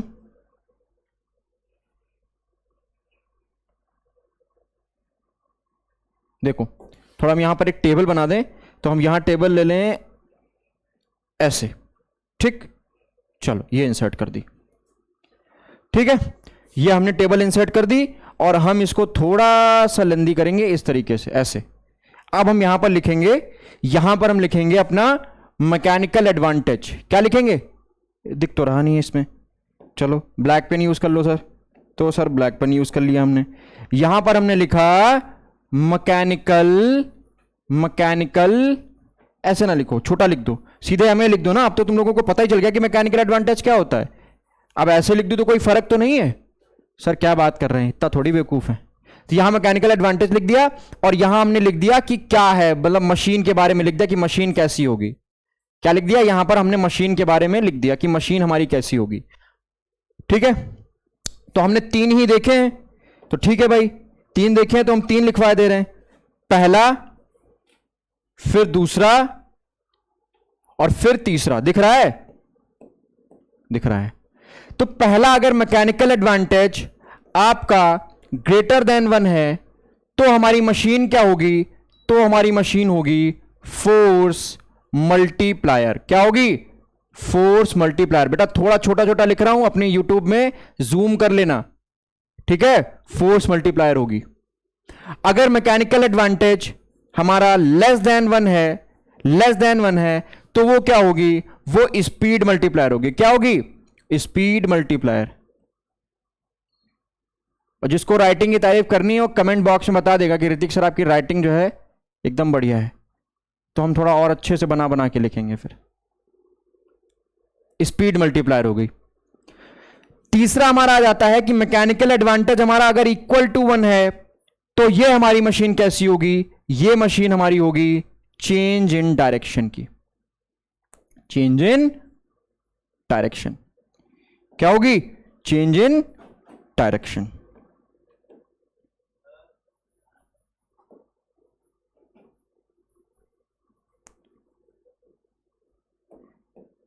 चेंज इन डायरेक्शन। ये टेबल भाई फटाफट सब लोग जो है नोट करें, ये टेबल फटाफट नोट करी जाए, ठीक है? इस टेबल को फटाफट नोट करो। मैकेनिकल एडवांटेज हमारा क्या होगा? मैकेनिकल एडवांटेज हमारा हो जाएगा 1 है तो change in direction, less than 1 है तो स्पीड मल्टीप्लायर, और अगर ग्रेटर देन 1 है तो फोर्स मल्टीप्लायर। ठीक है? ठीक है, ओके सर। ये तीनों पॉइंट बहुत अच्छे हैं, इनको आप ध्यान रखिए। ये आपसे मशीन में जरूर पूछा जाएगा, ये आपसे मशीन में जरूर पूछा जाएगा। नोट कर लो इसको, इसको भाई नोट कर लो फटाफट सब लोग, इसको जो है नोट कर लें, ये चीज बहुत जरूरी है। ठीक है, ये बहुत जरूरी है। नोट कर लिया? चला जाए आगे भाई। बढ़िया सर, बढ़िया बढ़िया बढ़िया। ठीक, तो इसमें एक चीज और लिख लो कि बेटा ये जो है, अब इसकी जरा मैकेनिकल एडवांटेज की यूनिट बात कर लें हम, कि यूनिट सर होती है कुछ क्या? क्या सर कुछ यूनिट भी होती है? तो भैया लिखेंगे इट हैज, तो बेटा मेरा ये लिखेंगे it has no unit. Sir क्यों नो यूनिट है? नो यूनिट बिकॉज, बिकॉज मेरे बच्चा, because it is the, because it is the ratio of, it is the ratio of same quantity, it is the ratio of same quantity. ये same quantity का ratio होता है, इस वजह से mechanical advantage की कोई भी यूनिट नहीं होती है। इसकी कोई भी यूनिट, इसकी कोई भी यूनिट नहीं होती है, इसकी कोई भी यूनिट नहीं होती। It has no unit, it has no unit. कौन कौन ना समझ में आओ बेटा, तो इट वर्ड हमने जो है यूज किया मैकेनिकल एडवांटेज के लिए। किसके लिए यूज किया है? मैकेनिकल एडवांटेज के लिए। बच्चा मेरा, मैं जानता हूं आप सबको ये चीज आती है, लेकिन मैं फिर भी अपने सेटिस्फैक्शन के लिए मैं आपको ये चीज लिखवा देता हूं, ठीक है? तो mechanical advantage has no unit because it is the ratio of same quantity. Same quantity तो हुई भाई, लोड भी अगर आप लोगे तो वो भी सेम क्वांटिटी, एफर्ट भी लोगे इसकी भी यूनिट सेम रहेगी। जब सेम यूनिट होगी, जब सेम यूनिट होगी तो वो यूनिट ऊपर ऊपर ऐसे ऐसे कट जाएगी, तो क्या आ जाएगा? नो यूनिट आ जाएगी, है ना? क्या आ जाएगा? नो यूनिट आ जाएगी। नो यूनिट आ जाएगी कि नहीं आ जाएगी? हाँ, तो ये चीज समझ लेना आप लोग। तो इतना लिख लो मेरे प्यारे बच्चों फटाफट।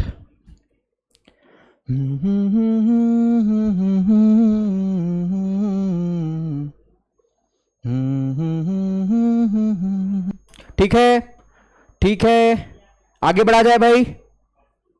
बच्चे मेरा आगे बढ़े, चलिए सर आगे बढ़े। ये सारी चीज हमारी मैकेनिकल एडवांटेज के बारे में तो हो गई, ठीक है? ये सारी चीज हमारी मैकेनिकल एडवांटेज के बारे में आपकी पूरी फाइनल हो गई। ठीक, आगे बढ़े, चलो आगे बढ़ो। अगली स्लाइड, वेलोसिटी रेशियो। बिल्कुल ये भी एज बिल्कुल मैकेनिकल एडवांटेज की तरह है, बिल्कुल मैकेनिकल एडवांटेज की तरह है। बस आपको ध्यान ये चीज रखनी है, ध्यान आपको ये चीज रखनी है कि इसमें थोड़ा आपका फॉर्मूला चेंज होता है। क्या चेंज होता है बच्चा? फॉर्मूला आपका यहां पर थोड़ा चेंज हो जाता है, फॉर्मूला थोड़ा चेंज हो जाता है। ठीक, चलिए आगे बढ़े, चलो आगे बढ़ते हैं, आगे बढ़ते हैं भाई। तो वेलोसिटी रेशियो भी एक नाम से दिख रहा है कि वेलोसिटी रेशियो है। क्या है? नाम से आपको दिख रहा है कि ये वेलोसिटी रेशियो है। सर वेलोसिटी का मतलब, वेलोसिटी का मतलब कि अब जब आप लोड, अब आप एफर्ट लगा रहे हो तो लोड बढ़ रहा है। अगर आप एफर्ट यूज कर रहे हो तो लोड भी, तो भाई एफर्ट आप ऐसे खींच रहे हो तो एफर्ट की कुछ वेलोसिटी होगी, और लोड आपका ऊपर से उठता आ रहा है, हम ऐसे ऐसे खींच रहे हैं, ऐसे ऐसे खींच रहे हैं, देखो ये है, ऐसे खींचा तो लोड ऊपर बढ़ा, फिर ऐसे खींचा तो फिर और लोड ऊपर बढ़ गया, है ना।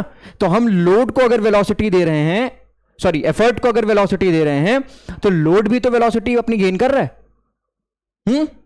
ठीक है, चलो तो इसका फॉर्मूला सर, इसका क्या हो जाएगा, इसकी डेफिनेशन क्या हो जाएगी, तो इसकी डेफिनेशन लिखो, इसकी डेफिनेशन लिखो। तो velocity ratio, velocity ratio is the ratio, is the ratio between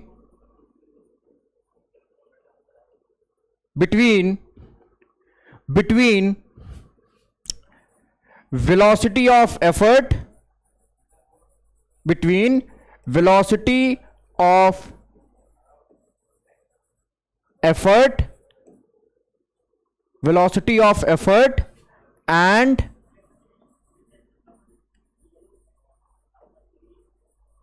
velocity of load।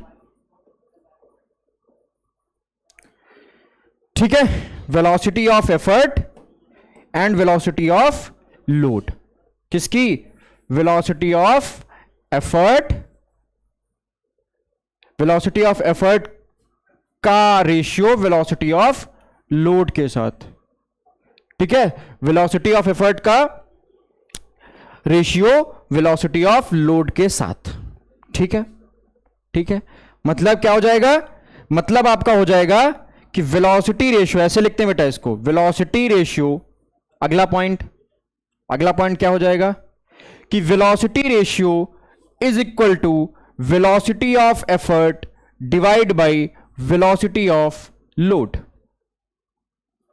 ठीक है, इसको लिखते हैं वेलोसिटी ऑफ लोड ऐसे, और इसको लिखते हैं वेलोसिटी ऑफ एफर्ट इस तरीके से।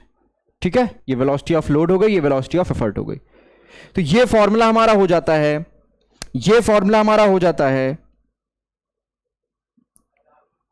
ये फॉर्मूला हमारा हो जाता है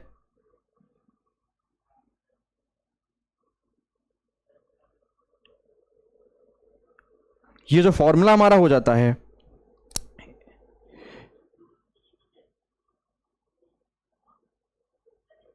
ठीक है, ये फॉर्मूला जो हमारा हो जाता है, ये हो जाता है वेलोसिटी रेशियो का। ठीक है, ये फॉर्मूला हमारा हो गया वेलोसिटी रेशियो का। ठीक है, ये फॉर्मूला हमारा हो गया वेलोसिटी रेशियो का। अब इसको थोड़ा हम और ब्रेक करते हैं, इसको हम थोड़ा और ब्रेक करते हैं। कैसे ब्रेक करोगे? वेलोसिटी क्या होता है? वेलोसिटी क्या होता है? वेलोसिटी होता है डिस्टेंस अपॉन टाइम, है ना, सॉरी हाँ, डिस्टेंस अपॉन टाइम, है ना। यानी कि velocity of effort is equal to क्या हो जाएगा, वेलोसिटी ऑफ एफर्ट को हम ऐसे भी तो लिख सकते हैं, इसको देखो और देखो इसको कैसे लिखेंगे, और इसको कैसे लिख सकते हैं, और करके लिखो, देखो और। अगर हम देखें ध्यान से तो वेलोसिटी ऑफ एफर्ट क्या होगा, velocity of effort is equals to distance of effort, या डिस्प्लेसमेंट लिखो, displacement of effort, displacement of effort, displacement of effort multiplied by time, multiplied by time. इसका मतलब डिस्प्लेसमेंट हमने मान लिया कि एफर्ट का हो रहा है डीई, और टाइम हमारा कितना लग रहा है, मल्टीप्लाइड बाय नहीं होगा, डिवाइड बाय टाइम। क्या होगा? Divide by time. क्या होगा? Divide by time. इसको हम डिवाइड करेंगे टाइम से, डिवाइड बाय टाइम, है ना। यानी कि ये हमारा हो जाएगा distance of effort divide by time. ठीक है, फिर इसी को हम देख के नीचे थोड़ा, भाई फॉर्मूला क्या है, velocity of upon velocity of effort divide by velocity of load, तो हमें वेलोसिटी ऑफ लोड भी तो चाहिए, तो वेलोसिटी ऑफ लोड लिख लो। Velocity of load is equals to displacement of load, displacement of load. अरे सर नहीं समझ आ रहा, ये देखो ये आपका लोड है, ये आपका एफर्ट लगाओगे इस डायरेक्शन में, हाँ या ना, ये आपका लोड लगा रहे हो, ये लोड है आपका, ये आपका लोड है, ये आपका लोड है, और ये आप इस डायरेक्शन में एफर्ट लगा रहे हो, इस डायरेक्शन में एफर्ट लगा रहे हो। तो इस डायरेक्शन में जब आप एफर्ट लगा रहे हो तो जितना आप इसको नीचे की तरफ बढ़ाओगे, जितना ये नीचे डिस्प्लेस होगा तो ये ऊपर भी तो डिस्प्लेस होगा। अगर ये नीचे डिस्प्लेस हो रहा है तो ऊपर भी तो डिस्प्लेसमेंट होगा।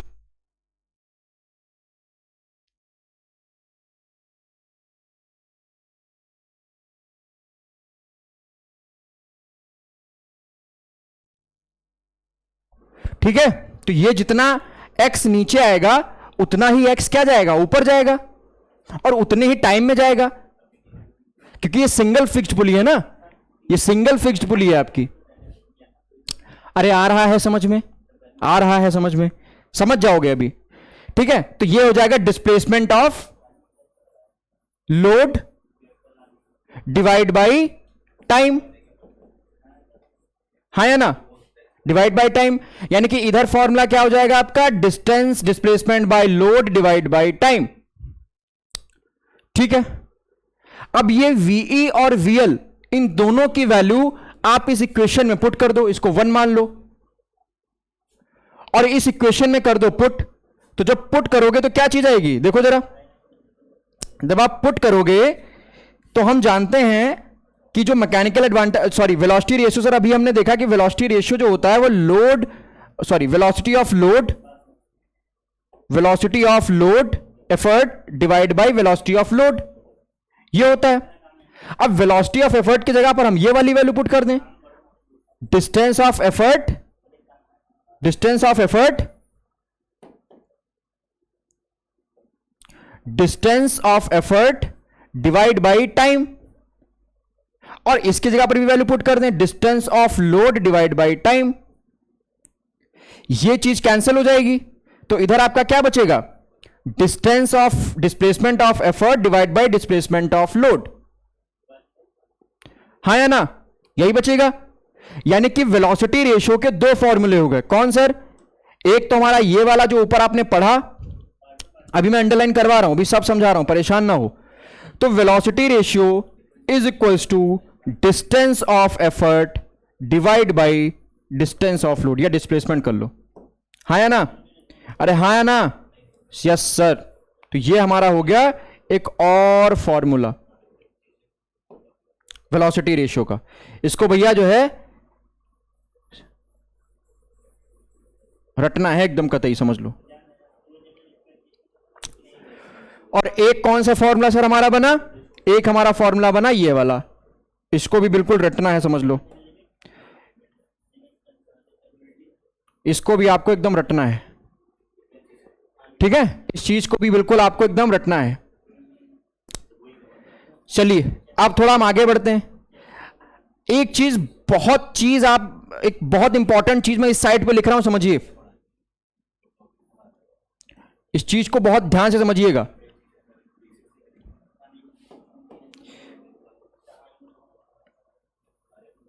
क्या है वो चीज, वो चीज क्या है कि मशीन को बनाते वक्त उसका वेलोसिटी रेशियो फिक्स हो जाता है। भले ही जो मशीन के पार्ट हैं वो फ्रिक्शनलेस नहीं है, फ्रिक्शन अपना शो कर रहे हैं, फ्रिक्शन दिखा रहे हैं, वेटलेस नहीं है, लेकिन फिर भी जैसे ही आपने किसी भी मशीन को बना के तैयार किया, उस मशीन का वेलोसिटी रेशियो फिक्स हो जाएगा, वो नहीं बदलेगा मशीन के लिए। फिर भले ही आपका मैकेनिकल एडवांटेज चेंज होता रहे, बट वेलोसिटी रेशियो नहीं चेंज होगा। ठीक है, यानी कि वेलोसिटी रेशियो फ्रिक्शन, मशीन के फ्रिक्शन या उसके जो पार्ट्स हैं उसके वेट पर डिपेंड नहीं करेगा, उसका जितना फिक्स उतना एक टाइम पे फिक्स। ठीक है, तो यहां पर हम लिख दें वेलोसिटी रेशियो, या ऐसे लिख दो इस तरीके से लिख दो, इफ पॉइंट बना के लिख दो, important, if parts of machine are if part of machine shows, लिख दो, if parts of machine shows friction and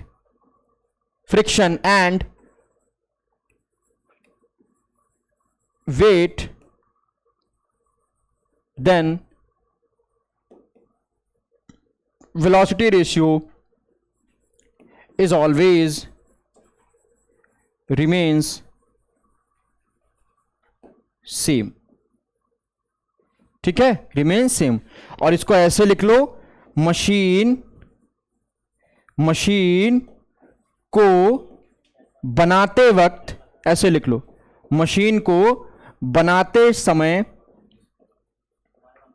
he velocity ratio fix हो जाता है, वेलोसिटी रेशियो फिक्स हो जाता है। ठीक है, ये बहुत इंपॉर्टेंट चीज इधर लिखी हुई है कि वेलोसिटी रेशियो आपका फिक्स हो जाता है। मान लो उसने आपको मैकेनिकल एडवांटेज दे दिया, उसने आपको एफिशिएंसी दे दी और आपसे कहता है कि वेलोसिटी रेशियो बदल गया, तो गलत करके मत आना। ठीक है, समझ में आ गई ये चीज? ठीक है, चलो आगे बढ़े। तो ये हमारा फॉर्मूला हो गया, ये दो फॉर्मूले हमारे वेलोसिटी रेशियो के आ गए। कौन से? Velocity ratio is equal to velocity of effort divide by velocity of load, and velocity ratio is equal to distance of effort divide by distance of load. ठीक, क्लियर?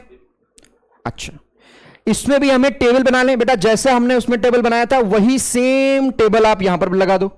ये रहा हमारा टेबल का, कहां गया? ये गया टेबल, और सेम ऐसे इंसर्ट कर दो इस पे ऐसे, फिर सेलेक्ट करो, ऐसे करो। सीख गया थोड़ा बहुत बोर्ड चलाना मैं भी भाई।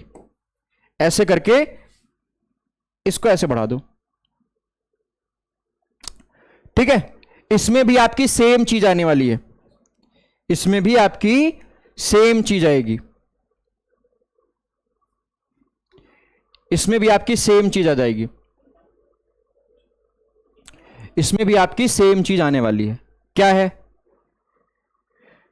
अब देखो ध्यान से, मैं इधर पहले इधर तीनों चीजें लिख रहा हूं, फिर मैं उस टेबल में आपको लिखूंगा।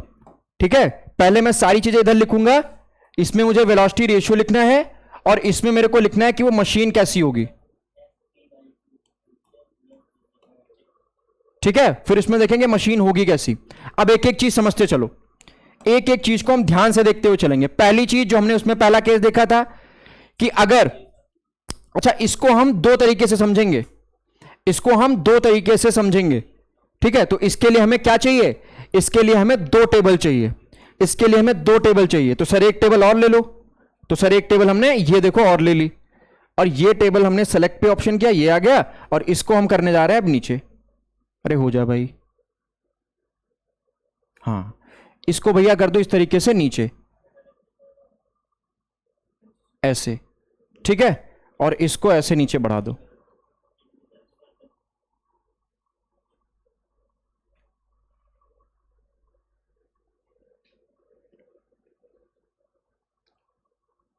ठीक है, ठीक है, इसमें भी हम क्या लिखेंगे?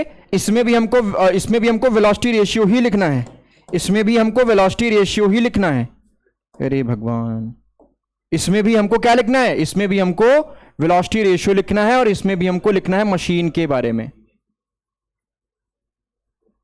तो सर इसमें किसको लेके लिखेंगे? इसमें हम वेलोसिटी ऑफ एफर्ट और वेलोसिटी ऑफ लोड को लेके चलेंगे, और इसमें भी हम डिस्टेंस ऑफ एफर्ट और डिस्टेंस ऑफ लोड को लेके चलेंगे। तो ये दो चीजें ध्यान रखना, ये दो चीजें ध्यान रखनी। तो पहली चीज हम डिस्कस करते हैं फटाफट। वेलोसिटी रेशियो का फॉर्मूला आपका ये इधर रहा, और एक मैं यहां पर लिखे दे रहा हूं कि velocity ratio is equals to velocity of effort divide by velocity of load. ये एक फॉर्मूला मैं यहां लिखे दे रहा हूं। इन दोनों की मदद से हम एक एक करके सारी चीजें डिस्कस करेंगे। Is that clear? ओके, चलो। तो अब हमने यहां पर एक चीज देखी कि अगर, पहले इसको देख के चलते हैं, अगर velocity of ratio, velocity of effort is greater than velocity of load है, अगर velocity of effort is greater than velocity of load है तो क्या होगा, तो क्या होगा बताएं फटाफट, बताएंगे? तो वेलोसिटी ऑफ पॉज करके बताइए क्या होगा। अब देखिए किन किन लोगों ने सही आंसर दिया है। तो वेलोसिटी ऑफ लोड अगर velocity of load sorry velocity of effort अगर वेलोसिटी ऑफ लोड से ज्यादा है तो वेलोसिटी रेशियो हमेशा ग्रेटर देन 1 रहेगी, क्योंकि अभी बताया भैया कि अगर डिनोमिनेटर न्यूमरेटर से बड़ा है या इसमें इस केस में क्या है, न्यूमरेटर डिनोमिनेटर से बड़ा है, अगर न्यूमरेटर डिनोमिनेटर से बड़ा है तो वैल्यू ग्रेटर देन 1 आएगी। है वो बिग बॉस वाला मत कर देना कि अगर डिनोमिनेटर न्यूमरेटर से बड़ा होता है तो वैल्यू नेगेटिव और डिनोमिनेटर अगर न्यूमरेटर से छोटा तो पॉजिटिव। वो बिग बॉस में एक है, उन्होंने ये चीज बोली थी उन्होंने एक चीज बोली थी कि अगर डिनोमिनेटर न्यूमरेटर से बड़ा हो तो वैल्यू नेगेटिव में जाती है, और अगर न्यूमरेटर डिनोमिनेटर से छोटा हो तो वैल्यू पॉजिटिव में जाती है। अब इस चीज का सेंस तुम लोग लगा लो ठीक है ठीक है, तो ये हो गया। तो वेलोसिटी रेशियो ग्रेटर देन 1 होगा, वेलोसिटी रेशियो ग्रेटर देन 1 होगा, ठीक, ग्रेटर देन 1 होगा। तो अगर वेलोसिटी रेशियो ग्रेटर देन 1 है तो सर हमारी मशीन फिर से फोर्स मल्टीप्लायर हो जाएगी।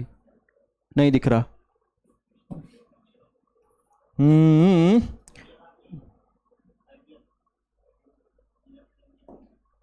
चलो, अगर वेलोसिटी रेशियो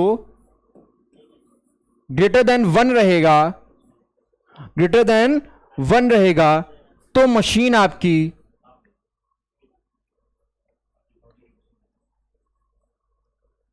फोर्स मल्टीप्लायर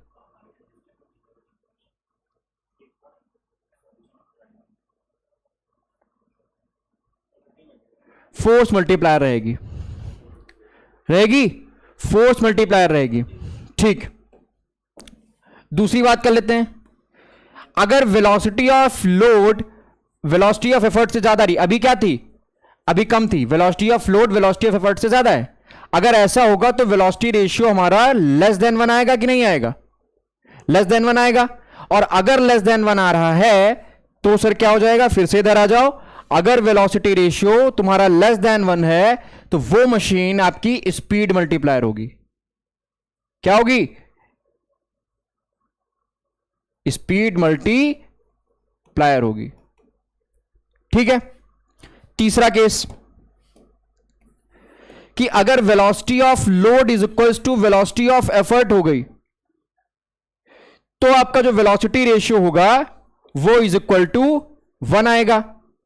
और अगर वेलोसिटी रेशियो इक्वल टू 1 आ रहा है तो इसका मतलब है कि वो जो मशीन हमारी होगी वो क्या होगी, वो चेंज इन डायरेक्शन वाली होगी, क्या होगी, चेंज इन डायरेक्शन,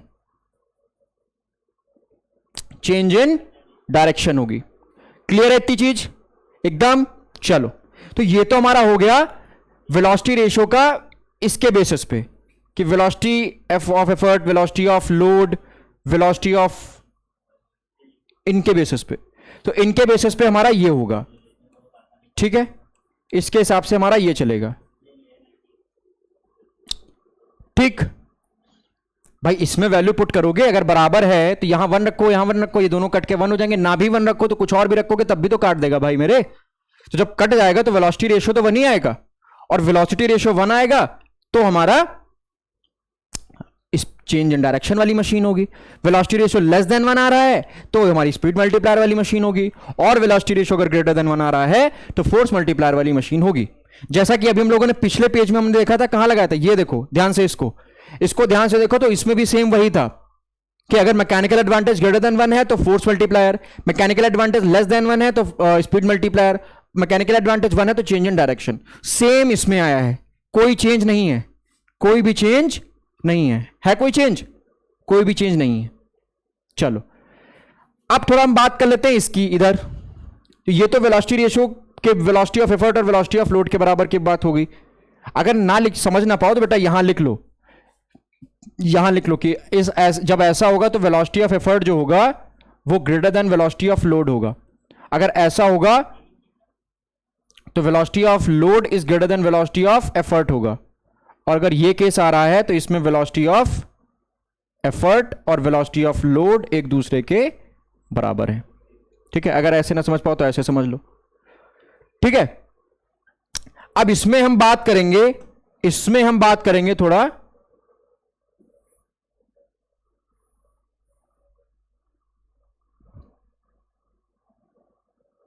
इसमें आप थोड़ा बात कर लें।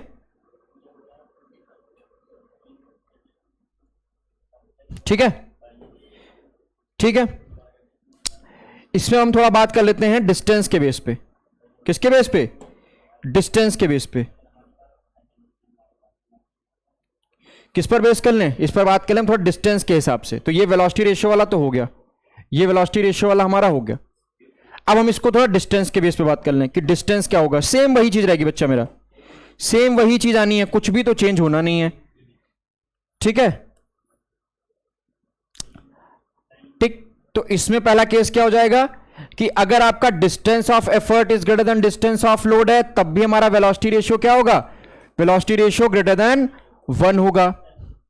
अगर distance of effort distance of load से छोटा है, लेस देन है, तो हमारा वेलोसिटी रेशियो लेस देन 1 आएगा। अगर हमारा distance of effort is equal to distance of load है तो तो वेलोसिटी रेशियो हमारा इज इक्वल टू 1 आएगा। सेम वही केस जो इसमें थे, सेम सारे केस इसमें हो जाएंगे। कुछ चेंज थोड़ी है, कुछ भी चेंज थोड़ी है। ठीक है, तो ये सर इधर पहुंच जाओ अगर, तो फिर से सारा इस टेबल में भी वही रहना है, इस टेबल में भी सब वही रहना है कि वेलोसिटी रेशियो अगर आपकी ग्रेटर देन 1 है, वेलोसिटी रेशियो अगर आपकी लेस देन 1 है, और वेलोसिटी रेशियो अगर आपका इक्वल टू 1 है। तो वेलोसिटी रेशियो ग्रेटर देन 1 है, अरे अब नहीं लेना था मेरे को इसमें,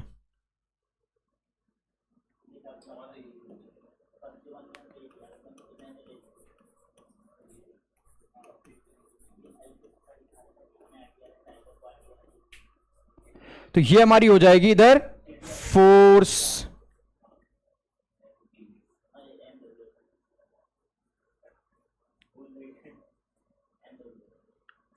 मल्टीप्लायर, फोर्स मल्टीप्लायर। अगर ऐसा होगा, ये वाला केस होगा तो स्पीड मल्टीप्लायर, और अगर ये वाला केस रहेगा तो चेंज इन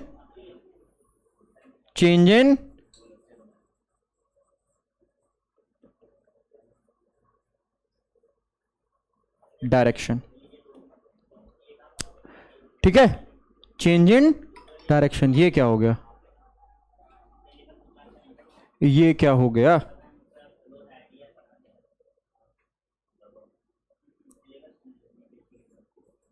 चेंज इन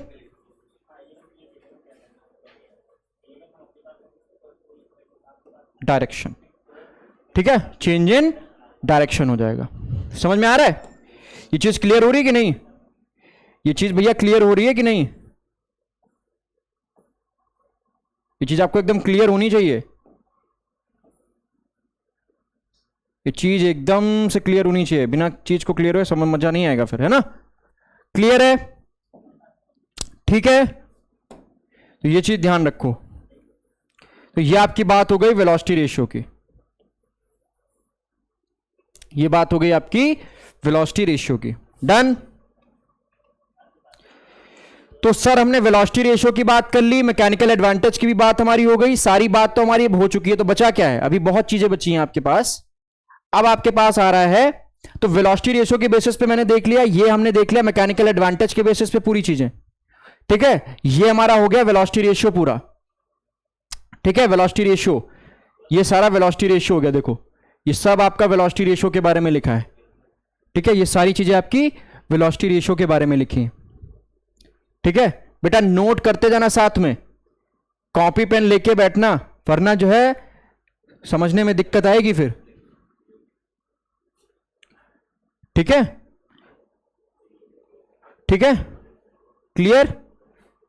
तो यहां पर मैंने ये दो फॉर्मूले लिख लिए थे कि इनके बेसिस पर हम ये टेबल बना सकें, इनके बेसिस पर ये टेबल बना सकें। ठीक है, इनके बेसिस पर ये टेबल बना सकें।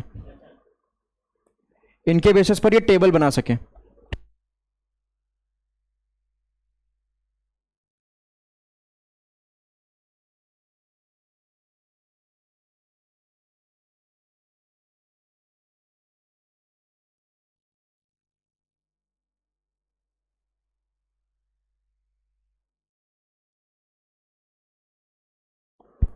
अब हम बात कर लें थोड़ा आगे अपनी स्लाइड पे।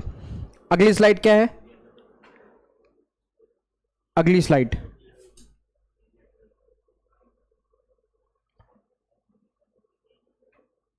अच्छा इसमें इसमें भी एक चीज याद रख लें, इसमें भी बेटा, इसमें भी आपका वेलोसिटी रेशियो वाला जो मैंने लिखवाया है, इसकी भी कोई यूनिट नहीं होती है। ठीक है, इसकी भी कोई यूनिट नहीं होती है। यहां पर ये चीज नोट कर लेना, क्योंकि ये भी तो भाई सेम फिजिकल क्वांटिटी का रेशियो है। डिस्टेंस ऑफ अपॉन डिस्टेंस है, वेलोसिटी अपॉन वेलोसिटी, तो ये भी लिख लेना, velocity ratio has no unit. क्यों? Because it is the ratio of it is the ratio of it is the ratio of same physical quantity. It is the ratio of same physical quantity. It is the ratio of same physical quantity. It is the ratio of same physical quantity. इस वजह से इसकी कोई भी unit नहीं होती, इसकी कोई भी यूनिट नहीं होती। क्यों नहीं होती है?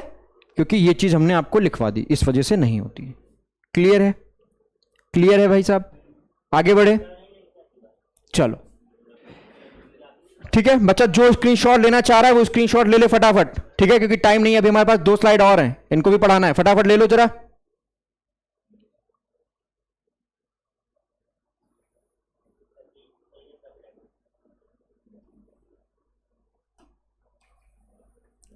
फटाफट जो स्क्रीनशॉट ले लो इसकी।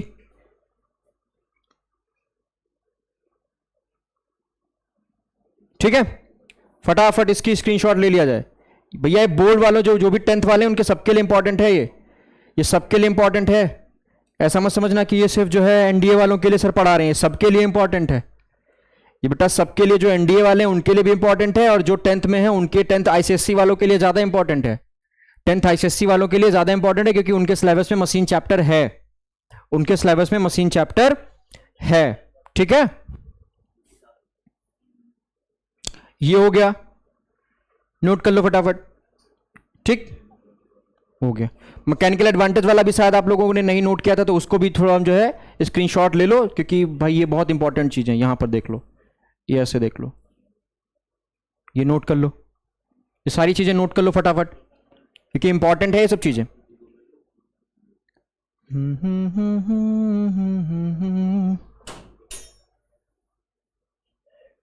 ये रहा बहुत इंपॉर्टेंट, ये 2 slide, velocity ratio, mechanical advantage ratio, बेटा ये स्लाइड आपकी बहुत इंपॉर्टेंट है, बहुत ज्यादा इंपॉर्टेंट है।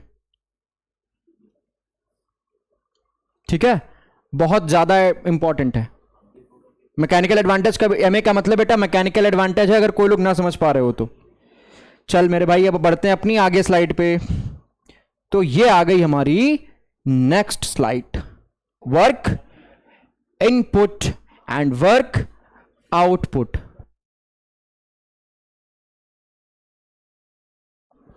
ठीक है, वर्क इनपुट और वर्क आउटपुट। ठीक है, वर्क इनपुट और वर्क आउटपुट। क्लियर है? क्लियर है, चलो अब थोड़ा आगे चलते हैं। अब आगे बढ़ रहे हैं, ये आगे हमारा वर्क इनपुट और वर्क आउटपुट, वर्क इनपुट और वर्क आउटपुट।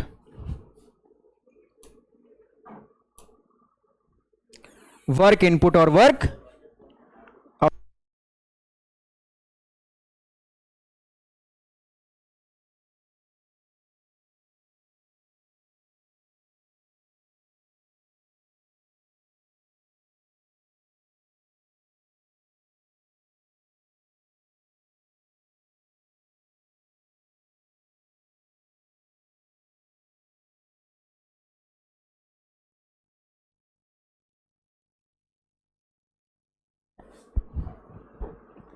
चलो ठीक है, तो अब आ गया हमारा वर्क इनपुट और वर्क आउटपुट। इसके बाद आपकी इफिशिएंसी है, एक स्लाइड और है, लीवर। चलो देखते हैं कितनी हो पा रही है। ठीक है, चलो चलें आगे बढ़े।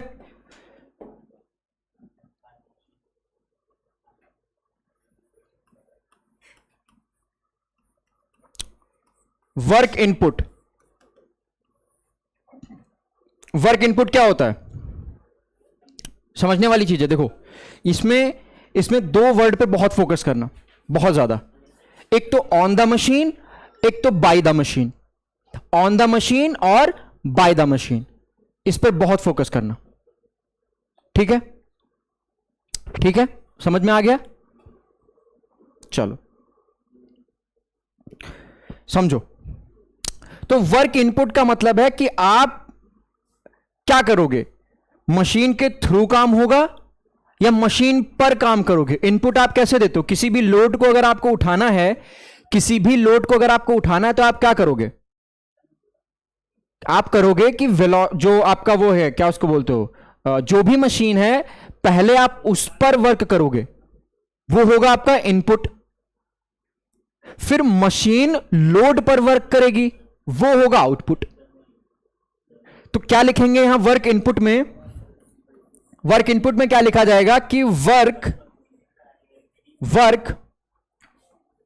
Is done by, work is done by effort. ये ऐसे लिखो, ये जो आपका वर्क आउटपुट होता है ये होता है आपका वर्क इज डन, या वर्क इज डन क्या लिखो, वर्क डन लिखो आप, वर्क डन सीधे, वर्क इज डन नहीं लिखो आप, वर्क डन। क्या लिखोगे, work done. Work done on the machine, on the machine, on the machine, on the machine, by the effort, by the effort, by the effort. समझ रहे हैं, by the effort. अगर मैं आपको एक फिगर दिखाऊं यहां पे, ये देखिए, ये स्लाइड अगर आप ध्यान से देखिए, दिख रही है, नहीं दिख रही, चलो साफ दिख रही है, थोड़ी बहुत तो दिख ही रही है, थोड़ी बहुत तो दिख ही रही है, जितनी भी दिख रही है उतना समझो। ठीक है, जितना भी बच्चा मेरा दिख रहा है उतना समझो। अब जैसे हो क्या रहा है, अब मान लो हम ये ले लेते हैं, यहां वाला ये आपका फलक्रम है, ये जो है आपका फलक्रम है, ये आपका फलक्रम है यहां पे। ठीक है, ये फलक्रम है, इसको थोड़ा और जूम कर लो, सिर्फ इसी फिगर को जूम कर लेते हैं। चलो, ये आपका फलक्रम है। ठीक है, ये आप इस डायरेक्शन में क्या लगा रहे हो, एफर्ट, तभी तो ये लोड आपका ऊपर उठेगा।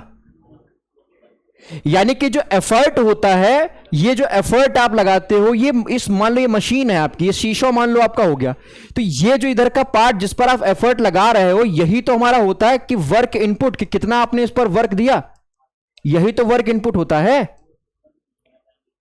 और ये लोड आपका ऊपर उठ जाएगा, तो इसका मतलब क्या हुआ कि मशीन ने, इस शीशों ने इसको उठाने में इस पर वर्क डन किया, लोड पर, तो ये लोड ऊपर उठ गया। यानी कि वर्क इनपुट जो है ऑन द मशीन लगता है, वर्क इनपुट जो है वो ऑन द मशीन लगता है, और वर्क आउटपुट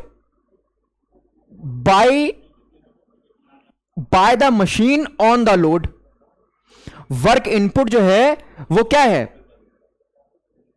वर्क इनपुट जो आपका है वो work done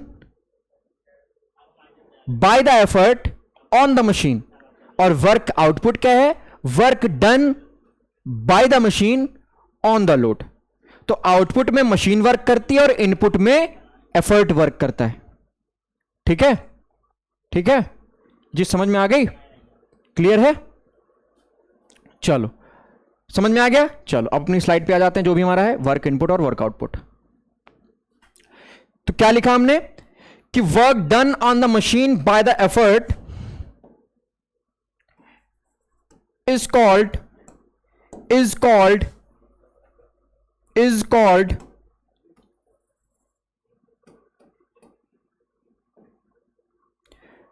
is called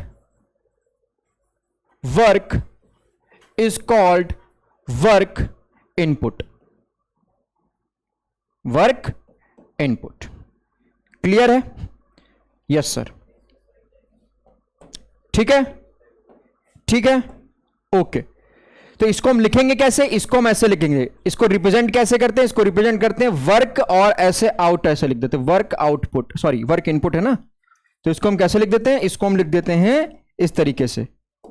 work, क्या लिख दिया? वर्क, और इसके नीचे हमने यहां पर लिख दिया छोटा सा वर्क इनपुट. या आप ऐसे लिखना चाहो तो ऐसे लिख दो, या आप इसको ऐसे लिखना चाहते हो वर्क करके ऐसे इन ऐसे, तो आप ऐसे भी लिख सकते हो. ठीक है, चलो. तो ये आपका हो गया वर्क इनपुट. अब हम बात कर लेते हैं वर्क आउटपुट की. किसकी बात कर लें? वर्क आउटपुट की बात कर लो भाई.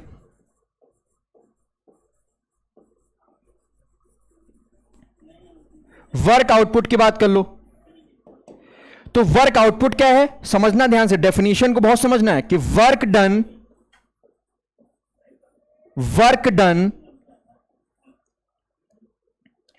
Bye the machine work done by the machine on the load. बहुत इंपॉर्टेंट चीज है, इसको भैया अंडरलाइन कर लो वरना भूल जाओगे.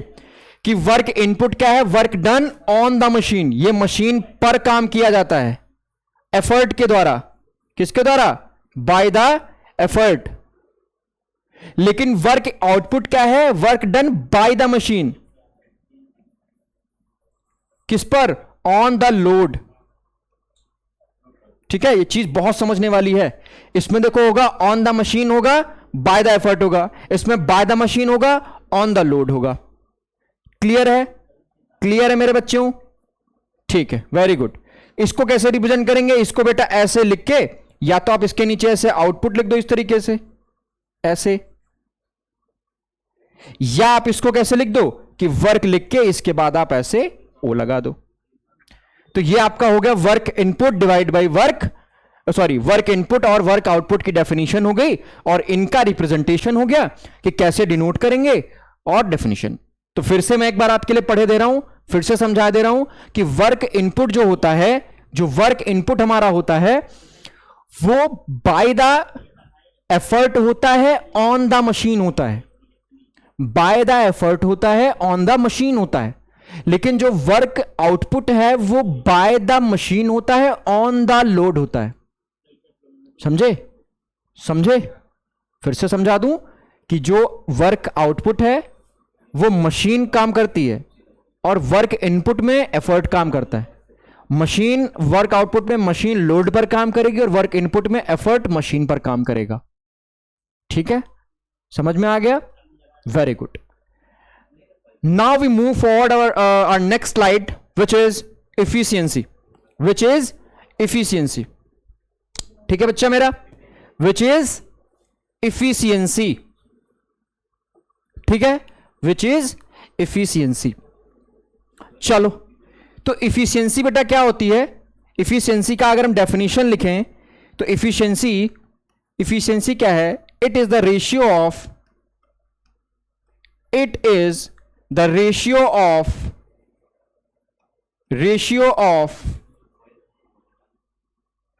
Work output. अच्छा, पहले इसकी स्क्रीनशॉट ले लीजिए फटाफट, जिन लोगों ने नहीं ली थी पिछली बार. इसकी जरा स्क्रीनशॉट ले लो एक बार. सॉरी, इसकी स्क्रीनशॉट ले ली जाए भाई. इसकी स्क्रीनशॉट ले लो, इसकी स्क्रीनशॉट ले लो.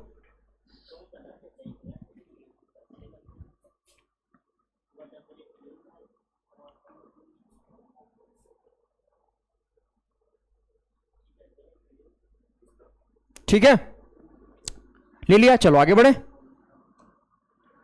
तो ये हमारा हो जाएगा it is the ratio of work output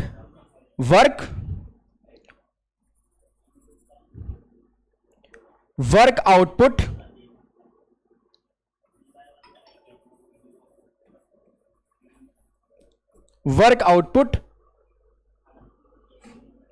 with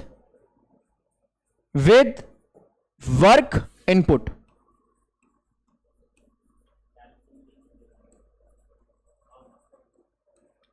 work output with work input, ठीक है, ये होता है इफिशियंसी। इसको डिनोट किससे करते हैं? इसको डिनोट किससे किया जाता है? एक वर्ड होता है ईटा। क्या होता है? ईटा। अब इसको कैसे लिखते हैं? ईटा ऐसे लिख लो, चलो ईटा। ये क्या होता है? ईटा। क्या प्रोनाउंस करते हैं इसको? ईटा प्रोनाउंस करते हैं। क्लियर है? ईटा प्रोनाउंस करते हैं, ईटा प्रोनाउंस किया जाता है। तो फॉर्मूला क्या हो जाएगा? Eta is equals to work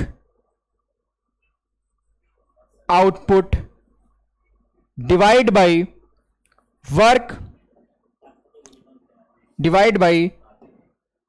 क्या हो जाएगा?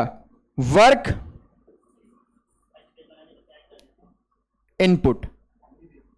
Work output divide by work input. ठीक है, समझ में आ गया? Work output divide by work input, ये हमारा हो जाएगा फॉर्मूला इफिशियंसी का। ठीक है, और इफिशियंसी भी देखो, इफिशियंसी एक तो 100% हो सकती है, किसी भी मशीन की इफिशियंसी 100% भी हो सकती है, और किसी भी मशीन की इफिशियंसी 100 से कम भी हो सकती है, 100% से कम भी हो सकती है इफिशियंसी। ये चीज याद रखना, जो चीज मैं अभी बताने जा रहा हूं वो चीज बहुत इंपॉर्टेंट है। इफिशियंसी आपकी लेस देन 100% भी हो सकती है, बट ध्यान देने वाली ये चीज है कि 100% इफिशियंसी उसी की होगी जो आपकी आइडियल मशीन होगी। क्या होगी?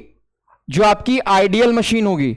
अब सर आइडियल मशीन क्या होती है? अभी सब बता रहे हैं आइडियल मशीन। और ये मशीन जो आपकी प्रैक्टिकल मशीन बोल सकते हैं, या इसको मशीन कोई नॉर्मल मतलब बिना जिसकी इफिशियंसी 100% नहीं है, ठीक है, एक्चुअल मशीन बोल सकते हो जिसको, या प्रैक्टिकली जो प्रैक्टिकल मशीन होती मान लो, या एक्चुअल मशीन। अब सर आइडियल मशीन का मतलब क्या है? बेटा आइडियल मशीन का मतलब है उसमें जितने भी मशीन में पार्ट्स आपके यूज हुए हैं वो पहली बात तो फ्रिक्शनलेस होने चाहिए और वेटलेस होने चाहिए। जैसे मान लो ये आप स्ट्रिंग, ये आपका मान लो पुली है, पुली में आपने ये स्ट्रिंग लगाई, एक ये स्ट्रिंग मतलब ये दोनों स्ट्रिंग इसके ऊपर चढ़ा के लगाई, ये सिंगल फिक्स्ड पुली है। आपने मान लो यहां पर लोड लगाया, यहां पर आप एफर्ट लगा रहे हो, इधर टेंशन होगा आपका, इधर आपका टेंशन होगा। ठीक है, समझ में आ गया? तो ध्यान देने वाली ये बात है कि अगर ये जो आपने थ्रेड वगैरह यूज की है, ये अगर ये चीज है तो यहां पर क्या होगा? यहां पर अगर ये आपकी जो थ्रेड यूज किया आपने, जो थ्रेड यूज की है, ये क्या होनी चाहिए? ये वेटलेस होनी चाहिए, ये वेटलेस होनी चाहिए, और ये फ्रिक्शनलेस होनी चाहिए, ये फ्रिक्शन लेस होनी चाहिए। तब जाके कोई मशीन हमारी आइडियल बनती है और उसकी इफिशियंसी 100% बनती है, जो कि इम्पॉसिबल है, क्योंकि कोई भी चीज मासलेस, वेटलेस या आप मतलब फ्रिक्शनलेस या वेटलेस आपकी नहीं हो सकती। इस वजह से 100% इफिशियंसी लाना बहुत बहुत बहुत मुश्किल होती है किसी भी मशीन के लिए। इतनी बातें आपको क्लियर हैं? तो इफिशियंसी अगर आपकी 100% है तो आइडियल मशीन है। सर आइडियल मशीन क्या होती है? जिसकी जो भी आप उसमें पार्ट्स यूज हो रहे हो वो फ्रिक्शनलेस हो और वेटलेस हो। और प्रैक्टिकली मशीन क्या होती है? जैसे उसमें आपके जो भी पार्ट्स यूज हो रहे हो वो वेटलेस या फ्रिक्शनलेस ना हो। इसी वजह से उनकी इफिशियंसी लेस देन 100% आती है। इसी वजह से उनके अंदर जो इफिशियंसी आती है वो लेस देन 100% आती है। समझ में आ गया ये चीज? क्लियर है इतनी चीज? चलो ये चीज नोट करें फटाफट, फटाफट इस चीज को नोट किया जाए, फटाफट इस चीज को नोट किया जाए।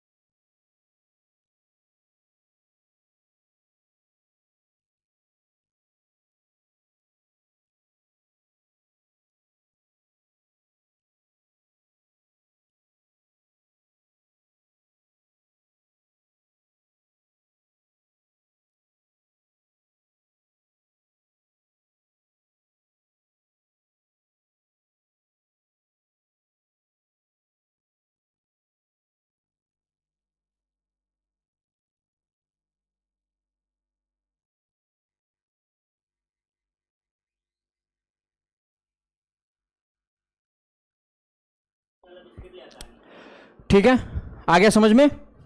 चलो अब आगे बढ़ते हैं, अब आगे बढ़ जाएं। चलो ठीक, इसको स्क्रीनशॉट ले लो भाई, आगे बढ़ जाएं। चलो आगे बढ़ जाइए सर। अच्छा, इसके बाद एक स्लाइड हमको जोड़नी पड़ेगी। देखो बेटा, अब इसमें आपको एक चीज और पढ़नी है, ठीक है? ये स्लाइड आपकी लीवर है। एक्चुअली लीवर जो है हम थोड़ा अगले लेक्चर पे पढ़ाएंगे, ठीक है? क्योंकि लीवर में थोड़ा कंटेंट जो है ज्यादा है, उसमें आप पुली भी पढ़ोगे, फ्रिक्शनलेस पुली वाला सिस्टम भी पढ़ोगे। लीवर में नहीं, मतलब इसके आगे आप पुली भी पढ़ोगे, फिर लीवर देखेंगे, क्लास 1, क्लास 2, क्लास 3, फिर उनके मैकेनिकल एडवांटेज देखेंगे। तो ये सब थोड़ा बिग टॉपिक है, तो इसको हम लोग अगले सेशन में कवर कर लेंगे। अभी एक सेशन में बस मैं एक स्लाइड आपको ऐड कर रहा हूं, जिसमें मैं आपको बता दूं कि मैकेनिकल एडवांटेज, सिर्फ बता दे रहा हूं आपको, डेराइव ही अगले लेक्चर पे करवाना है मुझे, कि मैकेनिकल एडवांटेज, वेलोसिटी रेशियो और इफिशियंसी में एक रिलेशन होता है। क्या होता है कि mechanical advantage is equal to velocity ratio multiplied by efficiency. ये मैकेनिकल एडवांटेज, वेलोसिटी रेशियो और इफिशियंसी में रिलेशन होता है कि अगर वेलोसिटी रेशियो दे दिया, मैकेनिकल एडवांटेज दे दिया, तो उसने आपसे एफिशिएंसी पूछ ली। ठीक है, समझ में आ गया? ये चीज ध्यान रखनी है। तो इसका डेरिवेशन हम जो है नेक्स्ट लेक्चर पे करवाएंगे। डेरिवेशन, इसका जो डेरिवेशन होगा वो हमारा होगा नेक्स्ट लेक्चर पे। कब होगा ये डेरिवेशन? होगा हमारा नेक्स्ट लेक्चर पे, ठीक है? नेक्स्ट लेक्चर पे होगा, ठीक है? ये डेरिवेशन हमारा नेक्स्ट लेक्चर पे होगा। क्लियर है? तो अगले लेक्चर पे हम लोग डेरिवेशन करेंगे, ठीक? चलो, तो जितना भी आपने पढ़ा है अभी तक, उसको जो है ध्यान से समझ के, जितना भी स्लाइड इसमें है, जितनी भी स्क्रीनशॉट आपने ली हुई हैं, उनको जो है स्क्रीनशॉट ले लेना अच्छे से और नोट कर लेना अपनी कॉपी में, ठीक है? तो नेक्स्ट लेक्चर पे हम लोग इसका डेरिवेशन देखेंगे और इसी के साथ साथ हम लोग लीवर पढ़ेंगे। सारे क्लास के लीवर, 3 क्लास के लीवर होते हैं, फर्स्ट, सेकंड और थर्ड, ये तीनों क्लास के लीवर देखेंगे अपने नेक्स्ट लेक्चर पे, ठीक है? नोट्स भी आपको जो है टेलीग्राम पे प्रोवाइड कर दिया जाएगा, ठीक है? जल्दी हम लोग जो है टेलीग्राम पे आपके लिए सारे नोट्स दे दिए जाएंगे। ओके, समझ में आ गया? तो बहुत बहुत धन्यवाद सक्सेस वाला के साथ जुड़ने के लिए, और ऐसे ही जो है आप लोग अपना प्यार बना रखें सक्सेस वाला के साथ, ठीक है? और शाम को आप लोगों के लिए जो है एनडीए की live classes, physics practice session with 15 questions मैं लाने वाला हूं। तो बहुत जल्दी जो है फटाफट सब लोग उस समय लाइव हो जाइएगा। बहुत ही इंपॉर्टेंट क्वेश्चंस जो आपके आने वाले हैं, जो आ सकते हैं, जो प्रीवियस ईयर में आए हैं, वो सारे के सारे क्वेश्चंस हम जो है कराएंगे। और ये क्लासेस पीवाईक्यू प्रैक्टिस सेशन आपके एनडीए के लिए पढ़ती रहेंगी रोज। और अभी जो बीच में गैप हुआ उसके लिए सॉरी। अब ये रेगुलर आपके लिए NDA practice session PYQ physics के पढ़ते रहेंगे, ठीक है? बाकी बहुत बहुत धन्यवाद, थैंक यू, नमस्कार, जय हिंद।